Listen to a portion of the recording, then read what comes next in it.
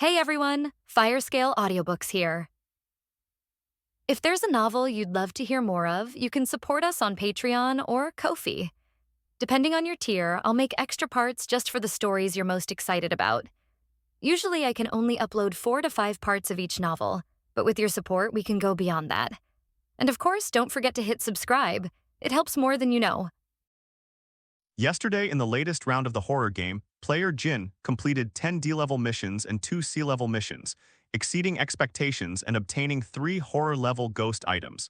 He was immediately recruited by the government and became a member of the Ghost Slayers. 2 years have passed since the global arrival of the horror game. This is the 13th person in the Dragon Kingdom to be directly recruited by the nation as a level 1 Ghost Master after completing the game. Inside the stuffy school bus, Qin Nuo, with her eyes closed, listened impatiently to the news on the radio. "Can you turn it off?" Nobody paid him any attention. The students in the car were chatting and laughing, and the conversation mostly veered towards this news story. I really envy these people. How did they manage to complete their mission in such a terrifying environment? If it were me, I'd have trouble even overcoming my weak legs and standing up. They're all mentally strong to the point of being abnormal, chasing after the rewards, willing to risk their lives for money. How can you compare to them? We'll be next, right? Everyone who turns 18 has to go through a horror game at least once. Just thinking about it terrifies me. What's there to be afraid of? Last year, a newbie who just turned 18 went in, completed 3 F-level missions and received the rewards. After he came out, rich people were scrambling to buy the rewards he had. I heard he sold them for 100 million and he'll be set for life. "If we give it our all, maybe we won't have to worry about the rest of our lives," one student said excitedly. "Idiot, if you think like that, don't even think about coming back alive." Of the 50-odd students who participated in that horror game, only about 20 returned alive, and more than 10 suffered heart attacks from the shock. The only one who received a reward was simply incredibly lucky and drew the easiest task. For someone going in for the first time, don't think about anything else, just coming back alive is the best outcome. The boy with the middle parting said coldly, leaning against the window. These words startled many students. The counselor quickly reassured everyone, "Don't be afraid, everyone." A year ago, the mortality rate for horror games was indeed quite high, but now, with government involvement, the difficulty of horror games has decreased. Especially for first-time players, there's a protection mechanism. If you meet that mechanism, even if you die in the game, you can safely return to the real world. This statement reassured everyone. That's absolutely true. Last month, 2 waves of new players entered the game for the first time and they all returned alive. Furthermore, several of them completed the task, but people still died. "Qin Nuo, let's find some time to sign up after we get back from this trip. Otherwise, if you're forced into a horror game, you're doomed," said a bespectacled, seemingly mild-mannered boy. Tang Ming was Qin Nuo's only best friend, despite Qin Nuo having a very low profile in the class. Register online for a horror game. There is a difference between being forced into a horror game and being forced into one. The former could involve establishing a protection mechanism under state intervention. If this mechanism is in place, then even if you are killed by a ghost in the game, you will still be alive when you return to reality. It's essentially just being phased out. The latter, the mandatory nature of it, speaks for itself. Players who are forcibly sent to this system not only lack national protection mechanisms, but are also treated equally regardless of whether they are newbies or veterans. To put it simply, you, a bronze player, might be matched with a challenger player. "What's the rush? I'll register with you after I'm done." Qin Nuo yawned. "You mean about contacting your parents? Is there any indication of something happening?" Tang Ming asked. Qin Nuo nodded. His parents disappeared under mysterious circumstances a year ago. Qin Nuo suspects that her parents were forcibly sent into a horror game. However, after investigation, the police found no evidence that the parents had participated in the horror game. That year, Qin Nuo neglected his studies in order to investigate his parents' whereabouts. If it weren't for her older sister forcing her, Qin Nuo would have dropped out of school long ago. After a year without any leads, Qin Nuo's heart sank. Even if the parents get caught up in a horror game and don't come out for a year, that basically means Tang Ming was worried that Qin Nuo's investigation would go wrong, so he booked him a tour to help him relax. Qin Nuo was in a daze. No one noticed the strange expression on Tang Ming's face after he finished speaking. Gah! Just then, the school bus suddenly veered off course and nearly crashed into the roadside fence, but fortunately it managed to swerve back into position in time. Everyone was startled and 2 students even fell to the ground. "Master, what happened?" The students were quite frightened. The master clutched his heart and forced a smile, saying, "It's nothing, my heart just suddenly ached for some reason." No sooner had he finished speaking than the driver suddenly vomited a mouthful of blood and collapsed onto the steering wheel. Before anyone could react, the bus veered off the road again, crashed through the concrete barrier, and plunged from the overpass into the river. On the overpass, everyone was stunned.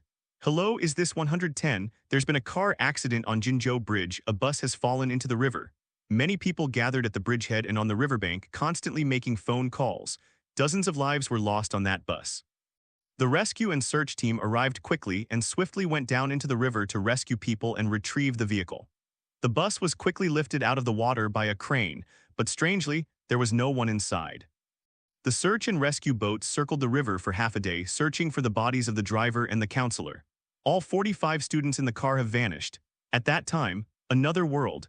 The air was thick with the foul stench of blood and decay. Qin Nuo and her classmates woke up groggily to find themselves in a closed room. "Welcome to our first time in this horror game. Let me give you a brief introduction to the rules. Depending on the game's theme, you will be transported to the corresponding location, and based on your profession, you will provide what the guests need. Tip: the customer is king. Don't give them the cold shoulder or they'll take something from you: your eyes, your tongue, and of course your life. The game lasts 7 days. It's important to maintain good relationships with customers during this time. While completing your tasks, please also try your best to survive. After the game ends, rewards will be determined based on the completed tasks and performance during the term of office. The theme of this horror game is the Crescent Restaurant. A mysterious voice echoed in the room. It stimulated the nerves of all the students. In an instant, everyone's system crashed. Qin Nuo's expression also froze. They were forced into a horror game. "Well then, good luck to you all." The cold voice fell, and before anyone could react, the scene before them blurred. Then Qin Nuo appeared in a magnificent hall, while all the other classmates were nowhere to be seen. The enormous diamond chandelier, the red carpeted steps, and the exquisite European-style decorations all highlight that this is a high-end restaurant. And it wasn't small. Qin Nuo's seat was just in one corner, and the other students were probably also in some corner of the restaurant. Tip: the restaurant will open in 15 minutes. Please go to the storage room and find a suitable uniform. Please dress neatly while working, otherwise it will affect the restaurant's reputation if customers see a slovenly waiter. Warning: without exceptional mental fortitude and sufficient strength, please do not enter the restaurant above the 2nd floor. The guests there are difficult to please. If they aren't treated well, they'll eat food from outside the restaurant. Tip: the restaurant operates on the principle of customer is king, but it's inevitable that some unreasonable customers will arise, potentially damaging the restaurant's reputation. Players can teach them a lesson appropriately. Lesson: are you sure you're not courting death? What else could customers be but ghosts? Protecting the restaurant's reputation isn't worth risking your life for. Qin Nuo's composure under these circumstances wasn't due to exceptional mental fortitude, but rather because he had received extensive psychological counseling regarding horror games. Although the other students are scared, they should be able to calm down and complete the task. Fear is tantamount to waiting to die. Only by working honestly and diligently can one survive. It's very immersive. I feel like I'm already a waiter. Qin Nuo murmured to herself as she ran toward the innermost storage room. The road was deserted but very clean, as if it had just been swept. Upon entering the storage room and opening the door, a sweltering heat hit us. It was filled with all sorts of odds and ends. Lifting up a panel revealed a tangled mess of hair, a bloody mess, and a piece of mangled scalp stuck to it. Qin Nuo suppressed her nausea and took out a waiter's uniform from inside. It's a standard restaurant suit. The only drawback was that it reeked of decay and had large bloodstains on it. Wearing this all day, I'd probably throw up stomach acid. But there's no way around it, you still have to wear it. A restaurant's reputation is very important. Open the information panel. Wearing a suit and enduring the sticky sensation, Qin Nuo spoke up. Each player has their own information panel upon entering the game where they can check their physical attributes and quest details. Player: Qin Nuo. Strength 20, Speed 30, Ghostly Power 0, Ghosts none, Skills: Demon Eye, Angel's Kiss, Analytical Eye, Grade 110. Putting aside ghostly power and ghostly entities, why do I have skills and levels? Qin Nuo was taken aback. During his previous tutoring sessions, none of the other participants' panels seemed to have these 2 items. Has the information panel been upgraded? Qin Nuo can click on the Demon Eye to see a detailed explanation. Evil Eye: by absorbing the other person's negative emotions, such as anger, you can obtain a random reward. The size of the reward matches the intensity of the negative emotion. Provided in the new player gift pack. Angel's Kiss. By absorbing the other person's positive emotions, such as favorability, you can obtain random rewards. The size of the reward matches the intensity of the positive emotion. Provided in the new player gift pack. Eye of Analysis. By focusing your gaze, you can discern the thoughts of ghosts and decipher their purpose.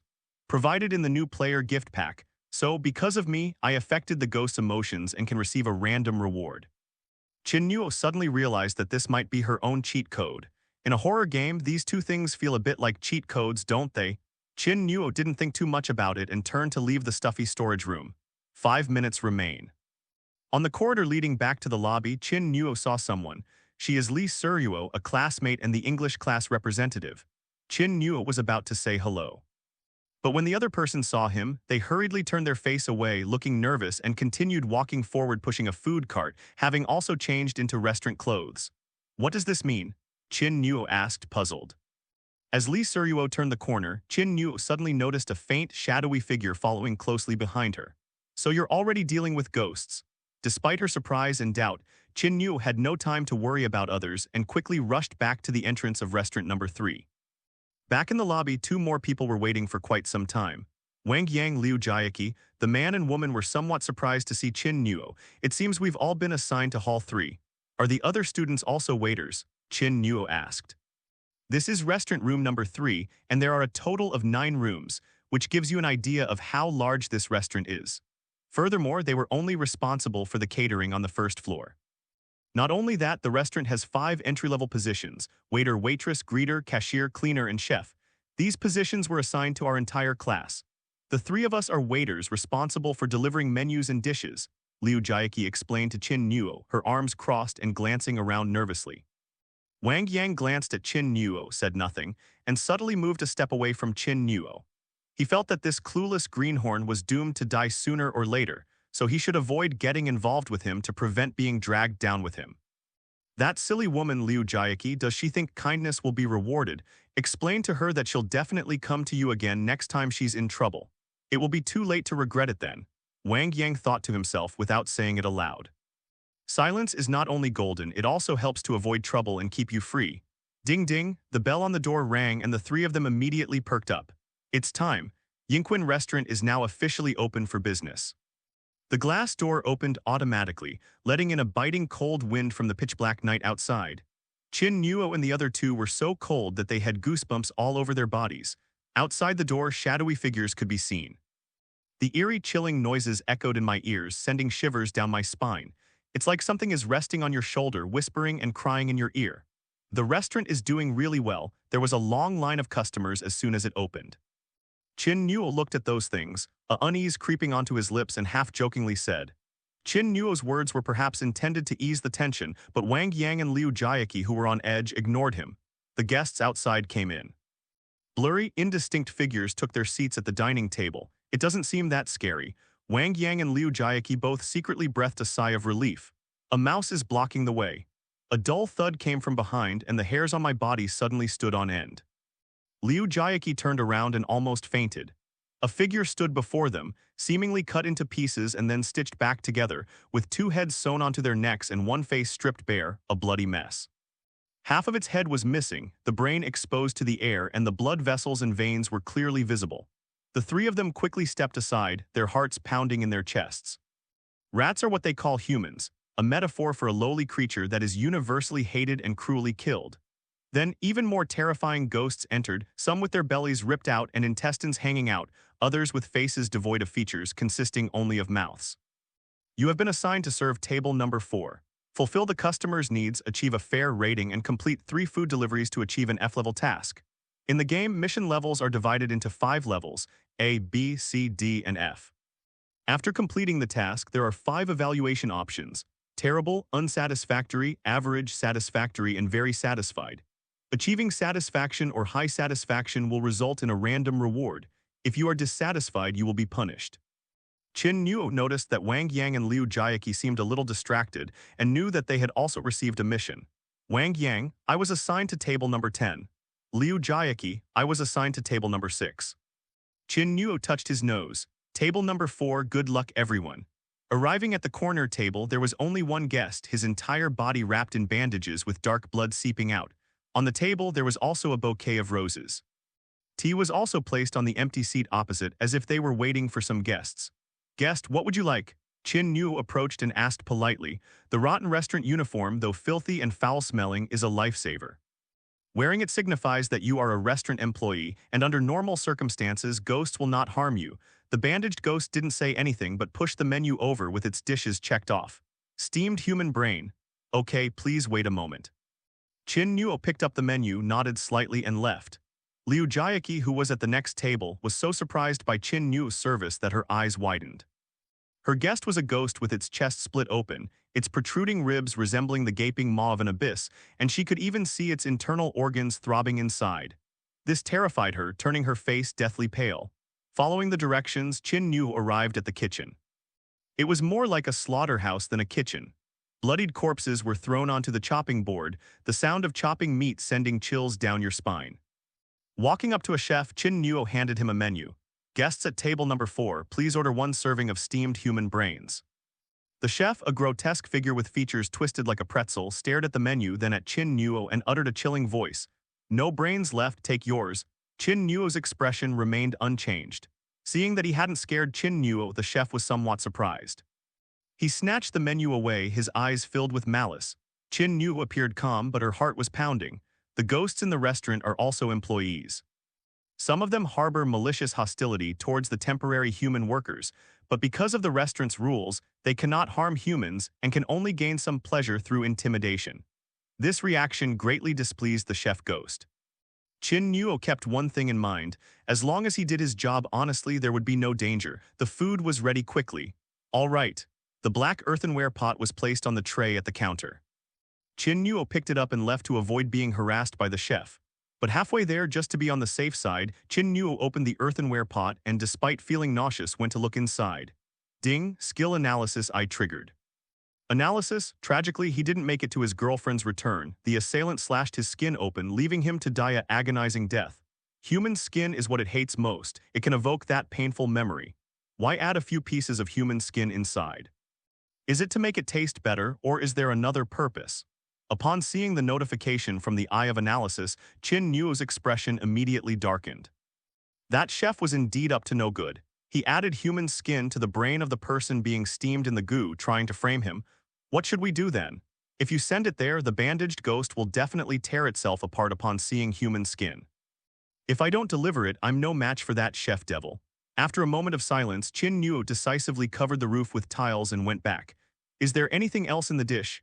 Inside the kitchen, Qin Nuo put the earthenware pot back in its original place. The chef looked up, his face contorted in a terrifying grimace. "You lowly rat, how dare you doubt the food I make? You've got a death wish." I was humble, but when the customer saw the dishes, he flew into a rage, saying, "This is your last chance. If you can't make a satisfactory dish, I'll eat you." Seeing the chef's contorted expression, Qin Nuo continued, "That's the esteemed bandaged lord, personally received by the manager.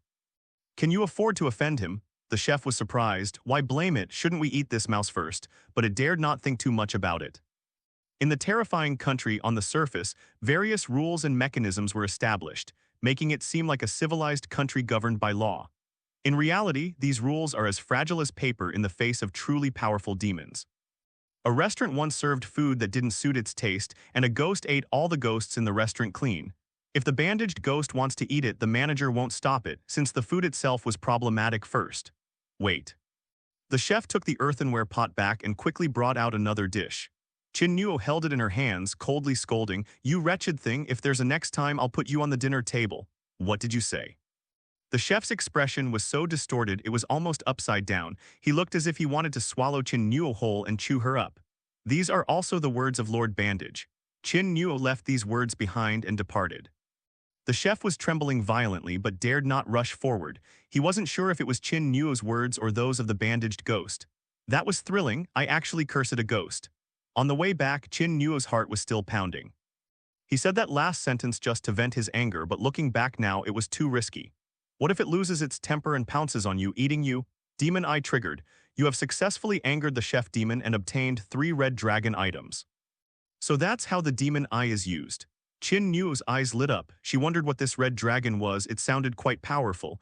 Extract the item Red Dragon. Something warm landed in my palm, it felt heavy. Qin Nuo looked down and was so disgusted she almost threw herself away. This is F******G awful. It was a sanitary napkin and a bloody one at that. How disgusting. Is this thing effective against ghosts? Qin Nuo didn't think much of it, temporarily placed it on the toolbar, and then carried the dishes back to the dining table. Sir, please enjoy your meal. Qin Nuo carefully placed the dishes on the table and opened the lid.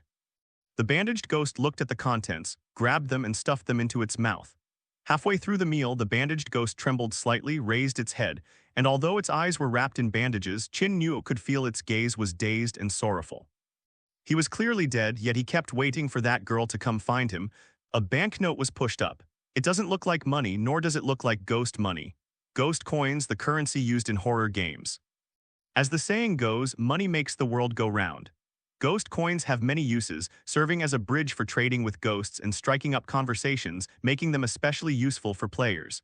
Of course, people dying for money could also be a source of trouble. Qin Nuo was slightly taken aback. Is this a tip for him? Qin Nuo nodded and put the bill away. Please enjoy your meal, sir. After stepping down, Qin Nuo took out the ghost coins again and their value was surprisingly 100. That's a really generous tip. What a nouveau rich, Qin Nuo clicked her tongue in amazement.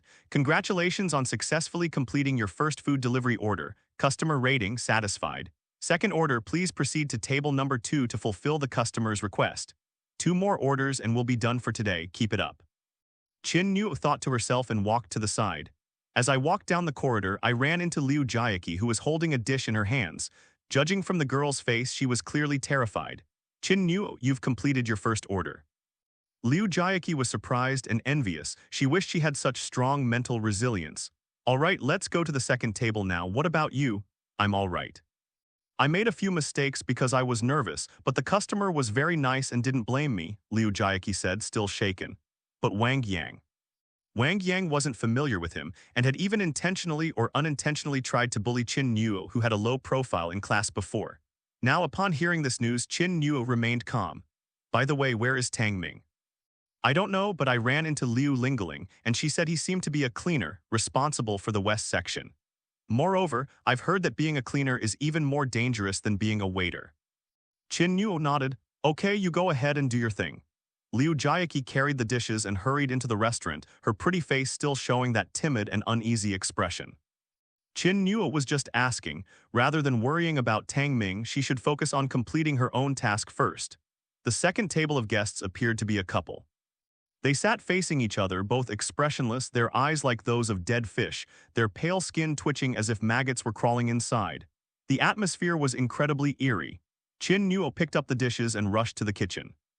The chef was replaced. He wasn't as malicious as the first one. He quickly prepared the dishes and served them.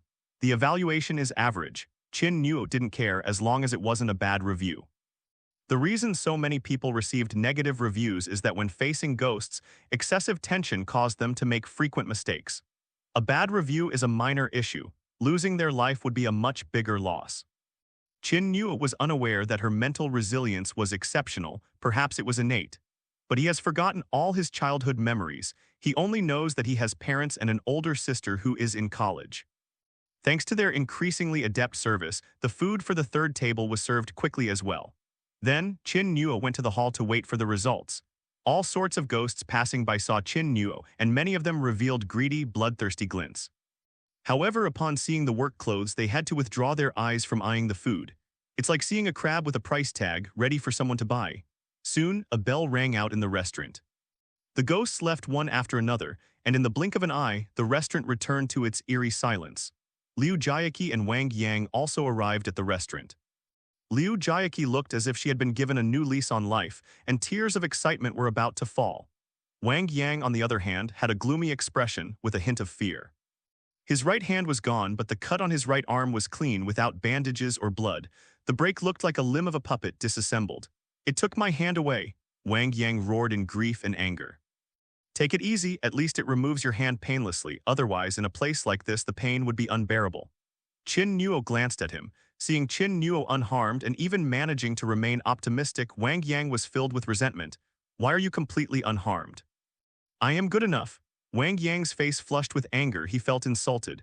A broken Pinocchio puppet walks by, making a rattling sound as it moves. I'm the manager of the East Gate of Yinquan Restaurant. All three of you did quite well today, at least you survived. Employee 3697 performed exceptionally well, receiving 2 satisfactory ratings and 1 average rating. This is your reward. 3697 is Qin Nuo's employee number. A stack of ghost coins appeared in Qin Nuo's hand. There were 300 ghost coins. Liu Jiaqi and Wang Yang also received ghost coins, 120 respectively. In this game they also get hungry and tired. Ghost coins can help them get food, but they're not the only way. You've worked hard today. Please follow the instructions and go to your dormitories to rest. Tomorrow is a brand new day, let's keep working hard. After saying that, Pinocchio clattered away. I'm so hungry, let's go get something to eat first, Liu Jiaqi said, clutching her stomach. I remember there's a vending machine around the corner, let's go. Qin Nuo was also hungry. Even though he had only made 3 trips to deliver food, it felt like he had done a whole day's physical labor. In the corridor, the vending machine is shaped like a hideous ghost face, and you can see the food it sells and its prices. Beef jerky, compressed biscuits, cola, they actually have these things. Liu Jiaqi's mouth was practically watering. In this world of horror, finally she saw something normal. Qin Nuo bought a serving of beef jerky for 50 ghost coins. Liu Jiaqi bought a serving of pickled fish that cost 80 yuan. Wang Yang, a wrinkled 20-year-old, could only afford a single compressed biscuit. But when the food fell out, all 3 of them were dumbfounded. The beef jerky was a palm-sized piece of moldy, rotten meat. The sauerkraut fish soup had a bluish-black broth, and the fish itself was of unknown origin with fangs attached. Only the compressed biscuits were somewhat normal, but they were only half the size of a palm. They had shrunk. Why only look for 20? Qin Nuo's face was grim. He stuffed in 100 ghost coins but spat out 20 and 30 were swallowed. Liu Jiaqi's account was also swallowed up by 20. Not only did they deliver the wrong item, but they also cheated me out of my money. Having lost an arm, Wang Yang was already in a bad mood, and looking at the meager compressed biscuits that weren't even enough to fill a tooth gap, he became even angrier. He rushed up and started punching and kicking the vending machine.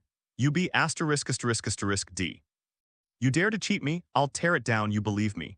The next second, the vending machine suddenly came to life. A ghostly face wriggled, looking ferocious and menacing, opening its terrifying bloodshot eyes and glaring fiercely at Qin Nuo and the other 2. You lowly rat, how dare you roar at me? The vending machine suddenly came to life, scaring Wang Yang so much that he collapsed to the ground. His fierce expression vanished instantly, and he was too terrified to utter a single word. It's not surprising when you think about it. In a horror world, anything can be a ghost. How could a vending machine that provides human food be normal? The vending machine bared its teeth but didn't pounce. Qin Nuo mustered her courage and said, "We are restaurant employees, we earn the money, why are we being treated differently? We should be grateful for any food at all. The rats that used to come here even begged me for food. What more do these stinking rats want?" "Roll," Liu Jiaqi whispered, "should we talk to that Pinocchio? They won't care, let's go." Qin Nuo didn't argue. The vending machine ghost was right. In the horror world, humans are the most insignificant and survival is the most important thing. Certainly, this is before we have the strength. Once he has the power, Qin Nuo will have this machine return double the food that belongs to him. Bring more money next time, otherwise you'll only be able to eat dead rats. The meaning of this sentence is quite clear. This devil plans to rip them off for the next few days. Although Qin Nuo and the other 2 were angry, they were no match for the ghost and had no choice but to leave. Following the directions, they arrived at the so-called dormitory, a gloomy, dark building. In the lobby, a faceless ghost sat at the front desk, its face consisting only of a mouth with a sinister smile. "We are restaurant staff." The faceless ghost handed over a key, its eerie voice whispering in his ear, "Don't go out after midnight. If you open the door and something happens, we're not responsible." Qin Nuo took the keys and nodded. The dormitory building had been abandoned for a long time, with signs of dilapidation everywhere.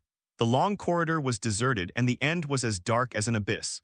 The building appears to have over 100 rooms. The other students should be here too. I wonder which room Tang Ming is in. Their room was room 404 on the 4th floor. As soon as they opened the dilapidated door, a damp and musty smell hit them. There was only one bed in the room, which made Liu Jiaqi, the only girl there, feel very awkward. 3 people can barely squeeze into one bed. Of course, if you feel that men and women shouldn't be so close, you can sleep on the floor. Qin Nuo turned to Liu Jiaqi and said. Liu Jiaqi was stunned. Was this statement reversed? Wang Yang didn't care about anything else and just lay down on the bed. Qin Nuo was the same. In a world of horror where even one's life is in danger, who cares about being a gentleman? The floor is damp, which not only makes it easy to catch diseases but also attracts unknown insects.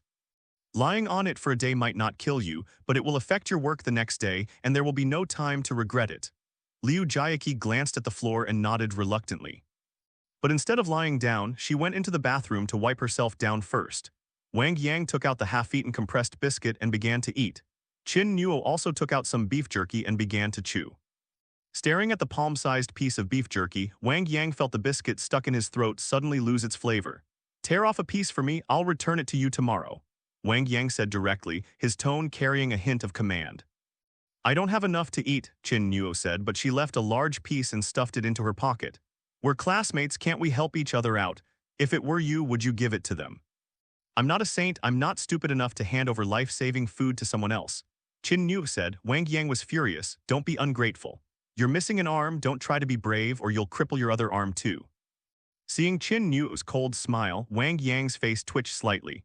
He suddenly realized that this dullard who had been like a block of wood in class for 2 semesters was not someone to be trifled with. He suppressed his anger, turned over, and went to sleep. Inside the bathroom, the itching and foul odor on her body were unbearable for Liu Jiaqi.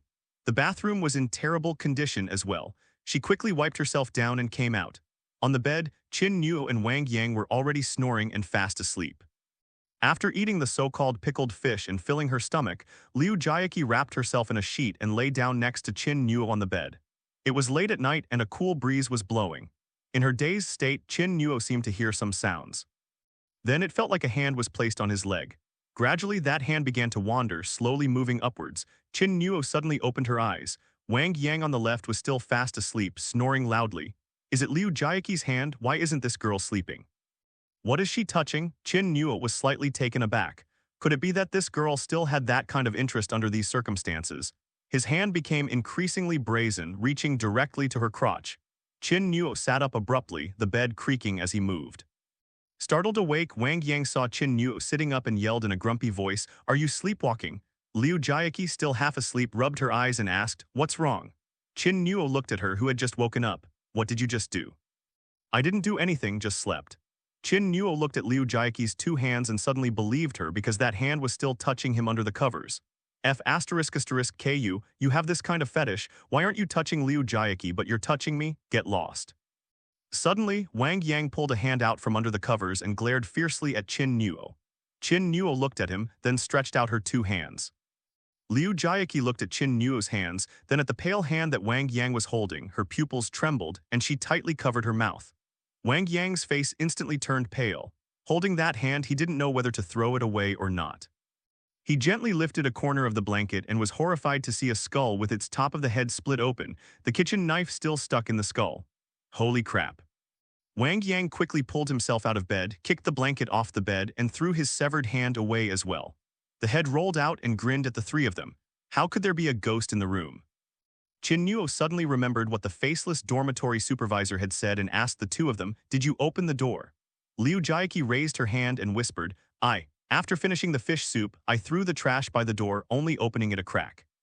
"You idiot woman, has your brain been kicked by a donkey?" Wang Yang shouted. Liu Jiaqi, with red eyes, kept apologizing and huddled in the corner. "Hee, didn't you invite me in? It seems you're not very welcoming." "Then I'll eat you all up." The headless demon stretched out its unusually long tongue and wrapped it around Wang Yang's feet, causing him to scream in despair. Qin Nuo suddenly spoke up. "I have something even tastier here, do you want some?" "What?" Qin Nuo suddenly pulled out the red dragon from her inventory and slammed it onto the ghost's face. The blood-stained sanitary napkin, like a priceless magical artifact, emitted a large amount of white smoke. The head demon screamed shrilly, then melted away bit by bit, instantly turning into a pool of thick, bloody liquid. Wang Yang and Liu Jiaqi were both dumbfounded. "Are those sanitary napkins? This guy actually carries a blood-stained sanitary napkin with him." Ignoring the 2 men's disapproving looks, Qin Nuo lay down immediately. "Let's keep sleeping. Sanitary napkins have this effect. Liu Jiaqi, do you have any more?" Wang Yang asked in surprise. "Are you kidding me? I didn't give it to him." Liu Jiaqi was both embarrassed and angry. "If you come, save one for me. Get out, you're disgusting, you pervert." The next day, when the biting cold wind enveloped her, Qin Nuo woke up instantly, all her morning grumpiness gone. The eerie laughter of the ghost doll echoed throughout the room, sending chills down the spines of those who heard it. That's their alarm clock. The restaurant opens at 6 p.m. They get 6 hours of sleep. Wearing the stench of rotting work clothes, Qin Nuo endured the discomfort throughout her body, straightened her clothes, and prepared to leave. Liu Jiaqi and Wang Yang also got up early. As Wang Yang put on his clothes with one hand, he muttered something to himself, probably because yesterday's mistake had left him with a lingering trauma. Liu Jiaqi clutched a necklace, praying that she could come back to sleep tonight. To be honest, Qin Nuo admired her somewhat. For a girl to have held on this long without breaking down, her mindset is quite impressive. Soon, the three of them went out and arrived at the restaurant. Pinocchio sat slumped in a chair, head tilted to the side. If you didn't know better, you'd think he was a recently abandoned puppet. Then the tasks for today were announced. We're short-staffed today. The three of you need to complete 6 orders before you can go home and rest. Upon hearing the number 6, all three looked rather displeased. The main issue isn't how tiring it is, it's that if you encounter some temperamental or difficult customers, things can easily go wrong. 6 singles increase the probability. Why are we short-staffed? Qin Nuo and the other two understood perfectly well. It couldn't have been a resignation, he could only have been eaten or killed by a customer. Yinquan Restaurant will open on the 2nd day. Customers continued to flock in. The shadowy figures moved about in the restaurant, while the guests sat down, their expressions blank, waiting for the waiters to come. Qin Nuo arrived at the first table of guests, a ghost with a severely burned face. The sight of it raising its head was enough to scare a girl into fainting on the spot. "Guest, what would you like to order?" Qin Nuo asked calmly and politely. The scorching ghost pushed the selected menu items towards them. Qin Nuo picked it up and glanced at it but was taken aback. "Sweet and sour pork ribs? This is actually a normal dish. Do ghosts eat this stuff? Please wait a moment." Qin Nuo took the menu and left. Upon arriving at the kitchen, the chef in charge glanced at the menu, let out a cold snort and seemed somewhat disdainful. "Then I started doing it." The dishes were ready quickly. As he took the food, the chef coldly said, "If you dare steal a bite, I'll cut out your tongue and use it in my cooking. I can tell the difference between being full at one meal and being full at every meal." Qin Nuo carried the dishes away. In the corridor, he hesitated for a moment before activating his analytical eye. Analysis. In the final moments of the explosion, he pushed the girl to safety but burned to death himself. Even in death, he remembered that the girl loved to make him sweet and sour pork ribs and that the tequila cocktail was the one they drank on the day they met. So it wasn't eating food but memories. Qin Nuo suddenly realized. Looking at the food on the plate, Qin Nuo suddenly had some ideas. After turning 2 corners, I didn't arrive at the restaurant but instead ended up in front of a vending machine. Human food, disgusting taste. The vending machine's demonic face opened its blood-red eyes, staring fiercely at Qin Nuo. "Little mouse, do you want to eat?" Qin Nuo said, "Give me a bottle of tequila. 80 ghost coins. It says 50 on it." The vending machine operator chuckled. "Get out of here if you're not buying. I won't sell you anything and you'll starve. Understand who's the master and who's the slave." Qin Nuo didn't say anything but flicked 80 ghost coins into that gaping maw, and then a bottle of tequila was spat out. "Go drink in the corner." Remembering the mocking sound of the vending machine, Qin Nuo carried the dishes away. Soon, we returned to the restaurant. The timing was perfect and it didn't displease the burning ghost. "Please enjoy your meal, sir." Qin Nuo placed the dishes in front of the scorching ghost.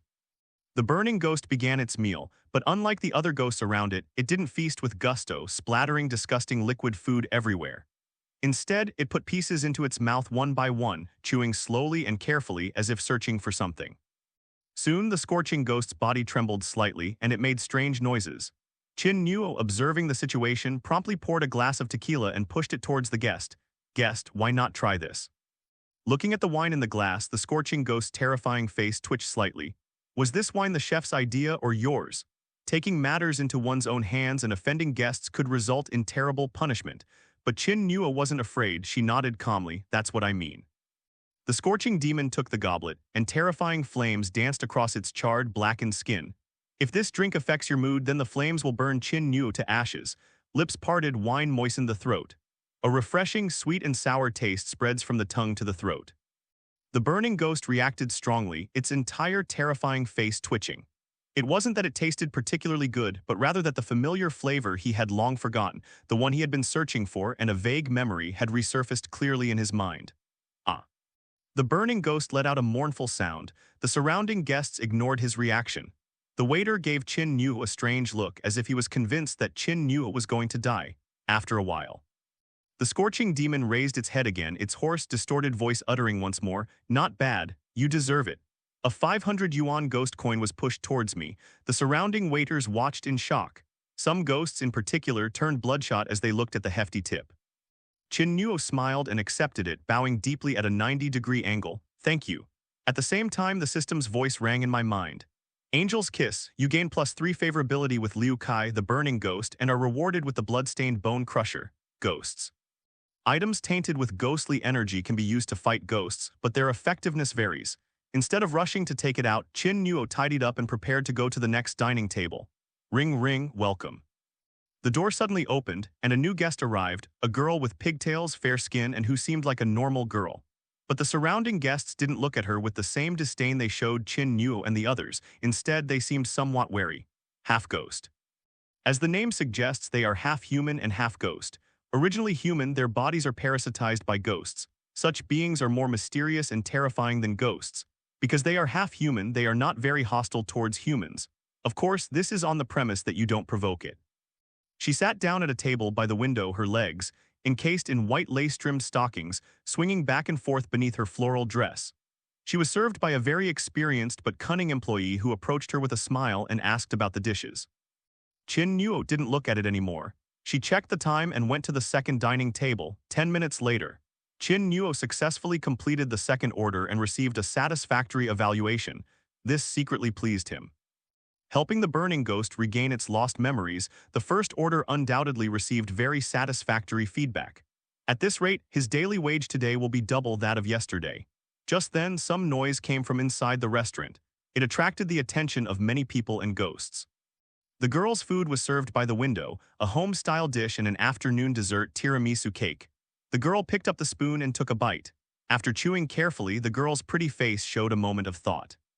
The seemingly mischievous employee smiled confidently and said, "This is our restaurant's signature dessert called Blood Red Agate. It's complimentary for our guests. If you're satisfied, please come again next time." The girl pouted slightly and smiled gently, "But something's missing, and besides, I don't like things too sweet." The ghost employee quickly said, "It's all right, I'll bring you another one right away." "No." The girl shook her head, stretched out her delicate hand, and made a pinch in the air. This action caused the ghost employee's expression to suddenly become ferocious and extremely terrified. As his work clothes exploded, he transformed into a monstrous fleshy growth. It retreated abruptly, trying to escape. Her entire body was compressed by something, turning into a ball of flesh. The girl clapped her hands together and the ball of flesh instantly shattered.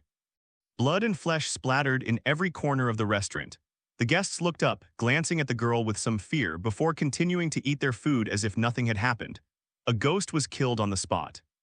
As Qin Nuo's face turned deathly pale, a tattered teddy bear appeared beside her without her noticing. Two black bean-like eyes stared intently at the girl, guest. The teddy bear was covered in patches, and in one place it had been cut open by some sharp object, exposing most of the cotton stuffing inside. Qin Nuo vaguely remembered the teddy bear. The restaurant manager's position is even higher than Pinocchio's. The girl looked at the teddy bear, smiled, and asked, "What's wrong?" Her little expression was confused and curious, utterly harmless, even though she had just crushed a ghost to death.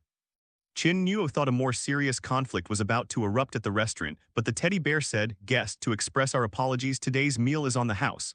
From now on, you'll enjoy a 50% discount when you dine here." "Really? Then I'll come again tomorrow.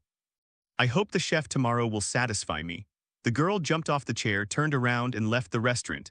This kind of thing happens all the time in the world of horror. If you are strong enough, then you are the rule and you make the rules.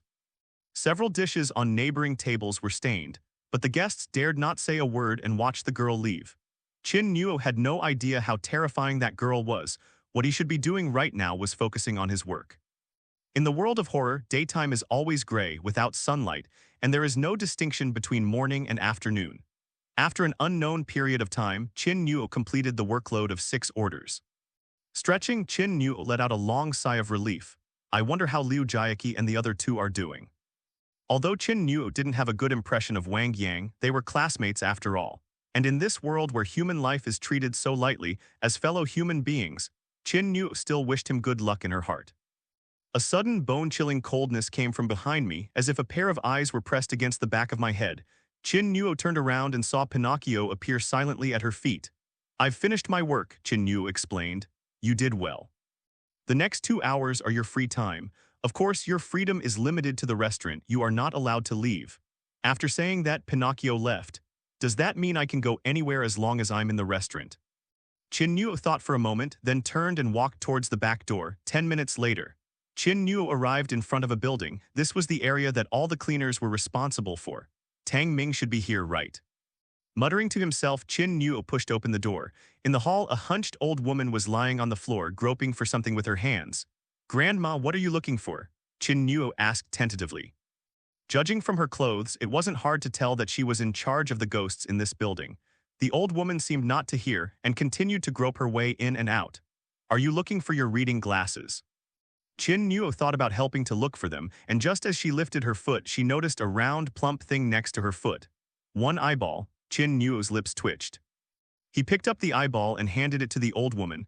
"Grandma, is this what you're looking for?" The old woman picked up the eyeball and stuffed it into the dark eye socket. Although the eyeball returned to its original position, it still looked incredibly eerie. The old woman then revealed a slight smile. "Thank you, child." "It's okay, Grandma, can I walk around a bit?" Qin Nuo asked. After that, he added, "I was a waiter at the previous restaurant." The old woman waved her hand, rubbing her back as she walked into the room. "You can't wander around here, it's easy to get lost." Qin Nuo watched her enter the room before going upstairs. The second-floor corridor was long, lined with rooms of all sizes. The corridor was piled with garbage, and the restrooms reeked of a foul stench. Qin Nuo walked along the corridor, hoping to bump into a classmate she knew. But soon he discovered that no matter which way he went, all he saw was darkness, endless and without end. "What the hell?" Qin Nuo frowned. "This is not an interjection. There really is a ghost messing with him." Just then, a pair of pale hands suddenly reached out from the wall, grabbed Qin Nuo's shoulders and tried to drag her into the wall. "Where did this wild mouse come from? Is it bringing me food?" Pairs of pale hands reached out, densely wrapping around Qin Nuo's entire body. "I'm a waiter at the restaurant," Qin Nuo shouted. "This area is under my jurisdiction." The ghost inside the wall is not afraid of threats. "Damn it," Qin Nuo cursed, pulled out a bone-crushing hammer and slammed it hard against the wall. The blood on the bone-crushing hammer seemed to possess some kind of magic. With one strike, a dent appeared in the wall from which a large amount of black blood seeped out. A blood-curdling scream. "Where did you get this ghost?" The wall ghost seemed very wary of the bone crusher. This blow made Qin Nuo realize that this ghost was not high-ranking and not very strong. He sneered, "Would I dare come to a place like this if I didn't have some strength? If you touch a hair on my head again, I'll beat you to death, you believe me?" The wall ghost fell silent. Qin Nuo knew it was afraid. "Devil's Eye, you frightened the ghost in the wall, obtaining the ghost item human bone nail." Hearing the system's voice, Qin Nuo's expression became even more composed and fierce. "Answer every question I ask and I won't bother with you. How many humans live in this building? It's always been inside the wall, so it must know a lot. 20 came yesterday and 4 died. Have you seen one wearing a hood? Tang Ming loves basketball. Perhaps to show off or perhaps to win the favor of the opposite S*X. He wears a hood over his head almost every day. Tall and thin, wearing red." Qin Nuo's eyes lit up. "Yes, where is he? He was in charge of cleaning the bathrooms on this floor, but I think he should be dead."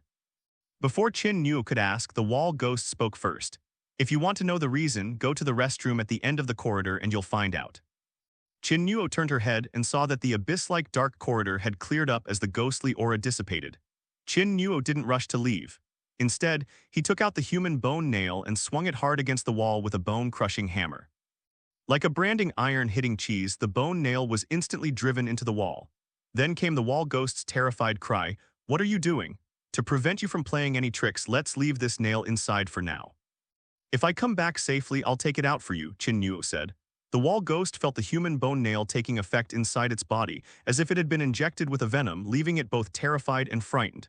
"You damned rat." Angry voices echoed throughout the corridor. Qin Nuo let it bark and scream as it walked to the other end of the corridor. At the end, he saw the restroom. The door was locked tight, and a strong ghostly aura emanated from it, making it look like a gate to hell from a distance. Even from 10 meters away, Qin Nuo felt as if she had fallen into an ice cave, her whole body shivering with cold. "What's going on with this toilet?" Qin Nuo wondered inwardly. Creak, just then a door next to them suddenly opened and a pair of eyes quietly peeked out. Qin Nuo gripped the bone-crushing hammer in the backhand and turned to swing it. "Numbers, don't hit me." The shadowy figure cried out in fright, its body trembling. Qin Nuo recognized the figure and was slightly taken aback. Xiao Yuexin, your job is a cleaner. Qin Nuo wasn't too surprised to see Xiao Yuexin. Everyone here was his classmate, and they were bound to run into each other sooner or later. Yes, I'll be in charge of cleaning this room. Xiao Yuexin held the broom, pointed to the storage shelf behind her and nervously stared outside. This is a storage room. Judging from the various sizes of cardboard boxes on the shelves, they're probably used to store documents. Why are you all hiding? Qin Nuo wondered. They were wearing work clothes and doing their jobs so the ghosts wouldn't harm them, but Xiao Yuexin looked terrified. There's a ghost in the corridor. Whenever we wander down it, it makes us go in circles. Xiao Yuexin said that many students were tricked by the ghost in the corridor yesterday, which made them feel very embarrassed. Although they wear work clothes, the ghosts are still very hostile towards humans. They won't harm you, but they will make things difficult for you and play pranks on you at every turn. That's why she brought Qin Nuo in. Qin Nuo knew it was referring to the ghost in the wall and said, "Don't worry, I taught it a lesson. It won't dare cause trouble anymore." Qin Nuo didn't care whether she believed him or not and asked, "Is Tang Ming in charge of that restroom area?" "Yes, he shares a dorm room with me, but he didn't come back last night. You saw that black door, right? He's been trapped inside since yesterday and hasn't come out yet. It seems he offended the ghost in the toilet. He might already be." Xiao Yuexin knew about Qin Nuo and Tang Ming's relationship, so she didn't continue. Qin Nuo's face darkened. "May I go in?" "You can't get in, the door is locked, and the key is with the dorm supervisor in the lobby." As classmates, Xiao Yuexin wanted to ask the dormitory supervisor to rescue Tang Ming, who was trapped in the bathroom, but seeing the old woman's bloody eye sockets, he still couldn't muster the courage. "Okay, thank you," Qin Nuo nodded. Xiao Yuexin knew Qin Nuo was going to get the keys and advised, "Tang Ming hasn't come out for almost 48 hours now. The chances of him still being alive are extremely slim. I know you'll be angry saying this, but that old hag is terrifying. If you anger her, you definitely won't be able to leave this building. It's all right, ghosts are actually quite reasonable. Just talk to her and it'll be fine." Reasonable? Xiao Yuexin looked at Qin Nuo with a strange expression. Qin Nuo waved her hand, preparing to leave. "You go ahead with your work, I'm going now." Etc. Xiao Yuexin called out to Qin Nuo, her expression a mixture of pleading and terror. "What's wrong?" Qin Nuo asked. Xiao Yuexin stepped aside, pointed to a messy shelf in the corner and said, "I can never tidy up this shelf. Every time I straighten it, it falls over. It's almost time. If the dorm supervisor comes and sees that I haven't tidied up properly, I'll be dead." Xiao Yuexin's eyes reddened with anxiety. She wasn't sure if Qin Nuo would help. Although they were classmates, the two of them hardly interacted at all in class. Besides, who would willingly provoke a ghost? Can't it be put up? Qin Nuo was puzzled. She picked up the box of tape and placed it on the second shelf, but the next second the box was blown away. At the same time, the entire shelf began to twist and chuckle sinisterly. A pair of hands reached out from the shelf, grabbed the goods, and threw them around wildly, creating a complete mess. Clearly, Xiao Yuexin was being targeted by a shelf ghost. As a human, she was completely helpless, crying in fear as she kept picking up the goods and putting them back on the shelves. However, after 2 full hours, the place was still a mess. The shelf ghost was determined to destroy her.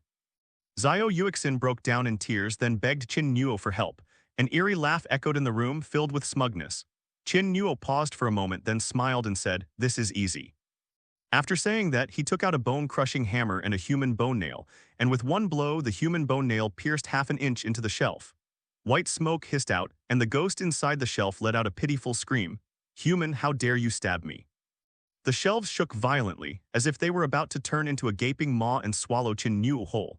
Qin Nuo didn't say anything and swung the hammer down again, driving the nail in another half-inch. "I'm going to tear you to pieces." The answer is still a single blow.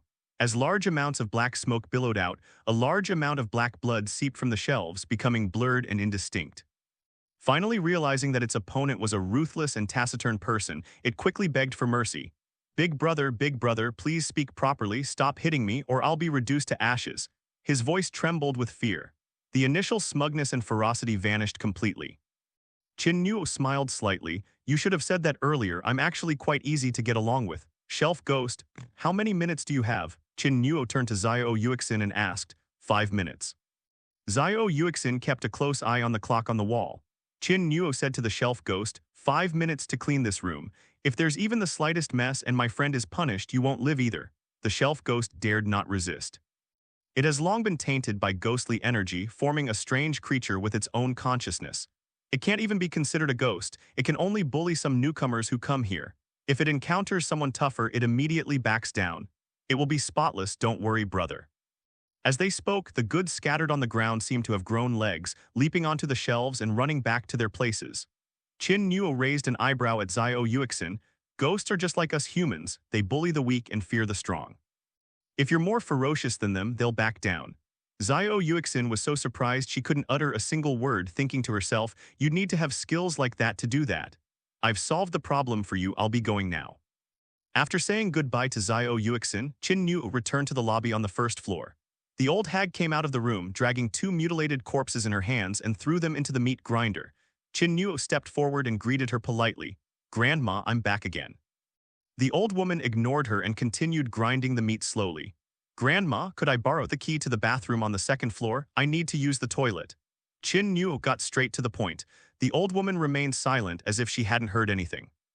Qin Nuo pondered for a moment, then said, I can make a deal with you. As he spoke, he pulled out a few ghost coins. The old woman suddenly looked up, her eye sockets pitch black, the eyeballs disappearing again. You want to save the boy in the bathroom. Qin Nuo nodded. Help me find my naughty grandson and I can give you the key. Qin Nuo's face lit up with surprise. The old woman's words mean that Tang Ming is still alive. Yes, may I ask where your grandson is?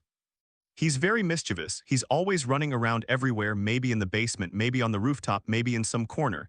You'll have to find it yourself. Okay, mother-in-law, please wait here. It means it's only inside this building and it won't be hard to find. Qin Nuo turned and left. The old woman suddenly called out to him, adding, also help me find my eyeballs. What a coincidence, I'm back again. Qin Nuo returned to the 2nd floor corridor. The plaster on the walls shook and an angry voice echoed throughout the corridor. Take that nail out. Don't rush, I haven't finished my business yet. That old hag's grandson on the 1st floor is running around this building. Do you know where he's gone? Have no idea. Goodbye. Qin Nuo turned and left. That brat went to the 3rd floor. Can we pull it out now?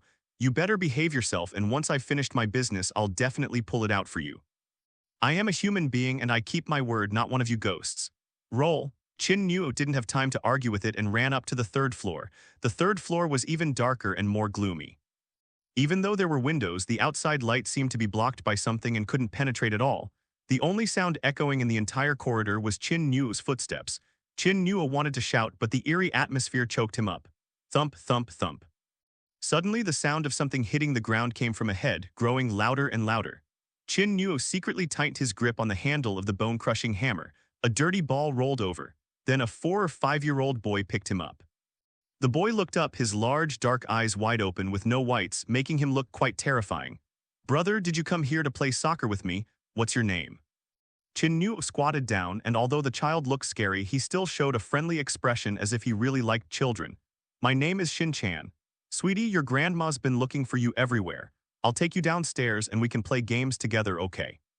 The boy pouted and shook his head. No, I want to play games. After a pause, the boy added, unless you give me a new ball, this one is too dirty. After saying that, he threw the ball into the darkness. Qin Nuo looked around at the empty surroundings, thinking to herself, where am I supposed to find you a ball now? She replied evasively, let's go downstairs first and your brother will help you find a new ball. I don't want it, I don't want it, I want the new ball. The boy cried for a moment, then suddenly pointed at Qin Nuo's head and innocently said, brother, can you take your head off so I can kick it? Grandma used to give Xin Chan other people's heads to play with all the time. Qin Nuo's hair stood on end. Good grief, this kid is one thing, but to have such dangerous ideas. If Qin Nuo weren't afraid of getting old, he would have loved to smash it with a hammer. Brother's head isn't fun. How about this, you stay still and brother will go down and look for it for you, okay? Oh no, I need a new ball now. If I don't get a new ball, Xin Chan will kick his brother's head. I'll F***ku. This was the first time Qin Nuo had ever felt such a strong urge to strangle a brat. The little boy clung to one hand, seemingly determined to kick Qin Nuo's head off. Qin Nuo's face was serious, but suddenly his eyes lit up as he caught sight of something. He said, little Zin, good boy, your brother found you a ball. Really? Where is it? You're looking back. As soon as the little boy turned his head, Qin Nuo quickly grabbed an axe from a nearby fire hydrant and swung it hard at the boy's neck. The body was decapitated. There was no horrifying gushing of blood as I had imagined. The little boy's head rolled on the ground, his eyes wide open, staring curiously at Qin Nuo. Qin Nuo smiled slightly and said, "Look, isn't there a ball to kick around?" With that, he took a step forward and kicked his head into the darkness. The headless body suddenly began to dance wildly and run into the darkness. Soon, cheerful laughter came from the darkness. The headless body ran back, clutching its own head. The little boy grinned with satisfaction. "Yay, Shin-chan has a new ball to kick. Isn't that convenient? From now on, whenever you want to play football, just take your head off and kick it. When you get tired, just put it back. You don't have to worry about getting it dirty or losing it." Thank you, big brother." As he spoke, he threw his head to the ground again and started kicking it joyfully. Seeing the little boy having so much fun, Qin Nuo felt a cold sweat trickling down her back. Hopefully, this naive child hasn't realized how serious the situation is. After they had played for a while, Qin Nuo took the little boy downstairs and told him to put his head on her neck and take it off when they played again. After going downstairs, the meat grinder was gone. The old woman looked like she had just finished some chores and was massaging her back. The little boy saw his grandmother and happily ran into her arms. "Grandma, this big brother is so nice. He made Xioxin take his head off so we could play soccer together." The little boy pointed at Qin Nuo as if praising him, but those words soaked Qin Nuo's back with sweat. Children speak without restraint. Children speak without restraint. Fortunately, the old woman didn't press the matter further and looked up at Qin Nuo. Qin Nuo held out a hand. "Your grandson has been found and here's your eyeball." The old woman pressed the eyeballs back into their sockets, a grin spreading across her face. "Good," she said. "Remember to put the key back, just leave it on the table." Angel's Kiss, you gain +3 favorability with the Witch Granny and receive 10 points of ghost power. Ghost power is equivalent to the strength of the ghost realm. The higher the value, the more terrifying it is. Qin Nuo never expected that he, as a human, could possess ghostly powers. He glanced at the detailed panel of demonic power. Demonic power was matched with human physical fitness stats, meaning that as demonic power increased, strength, speed, and other attributes would also improve. Furthermore, the higher the ghostly power, the more terrifying the ghostly force becomes. "Thank you, Grandma." Qin Nuo thanked him, grabbed the keys, and ran upstairs. Once upstairs, Qin Nuo quickly ran towards the restroom at the end of the corridor. "Free time is almost over. We need to hurry." However, Qin Nuo soon discovered that the corridor seemed endless, and the black mist in front of him remained thick and persistent. Stopping in her tracks, Qin Nuo coldly snapped, "What, you want me to give you a nail in return? It must be the wall ghost causing trouble." "Which restroom do you want to go into?" the wall ghost asked. "Is there a problem? There's a ghost inside trapping your friend, but it's not easy to deal with. Even more powerful than you?" Qin Nuo asked, his expression hesitant. Although he still has 4 human bone nails, if he encounters a powerful ghost, these things will be like toys, utterly vulnerable. For example, that half-ghost little girl. "Not much stronger than me," said the wall ghost. "Then I'm relieved." The wall ghost felt a surge of shame and anger, as if it had been insulted. He hanged himself in the bathroom. That's its territory.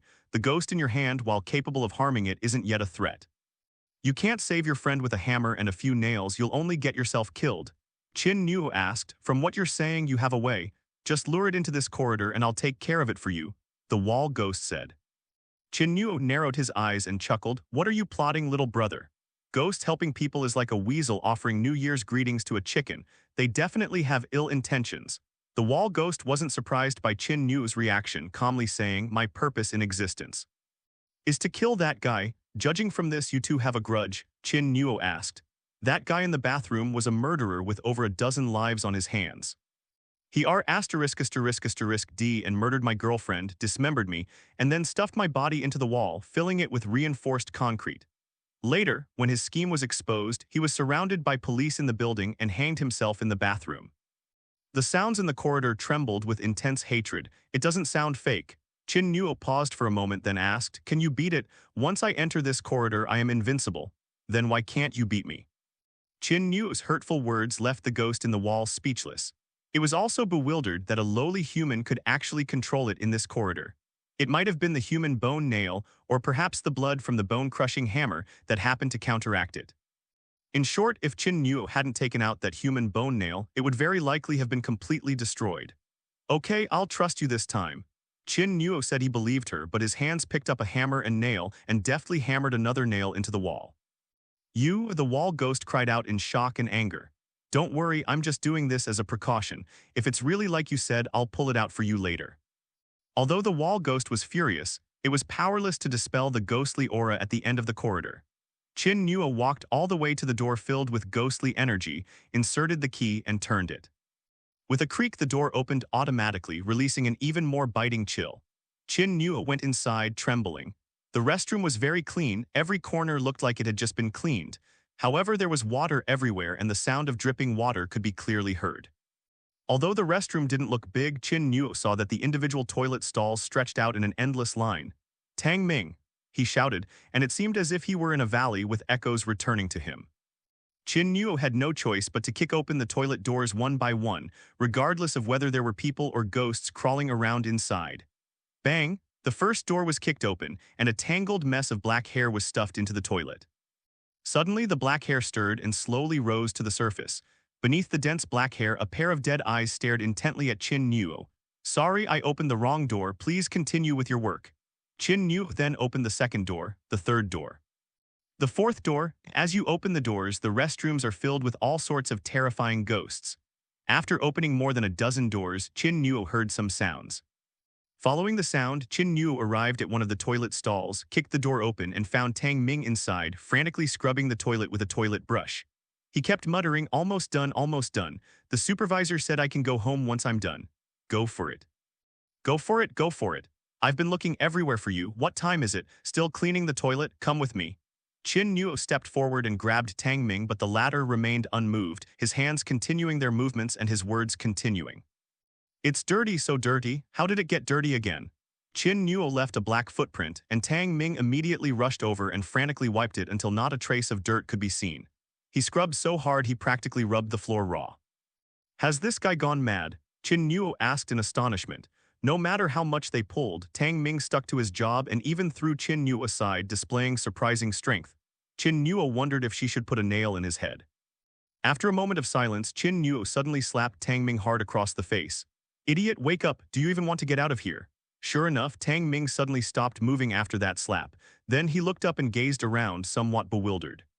Finally, their gazes focused on Qin Nuo. "Old Qin, did that slap really wake him up?" Qin Nuo was taken aback, somewhat surprised. "Could it be that my 10 points of ghostly power broke Tang Mingzhang's illusion?" "Old Qin, you're finally here. I'm about to break down." Tang Ming threw himself into Qin Nuo's arms and burst into tears. "You do not know. I don't have time to listen to your whining. Get out of here first." Qin Nuo pulled Tang Ming out of the toilet stall, but the ghostly aura inside the bathroom was even stronger.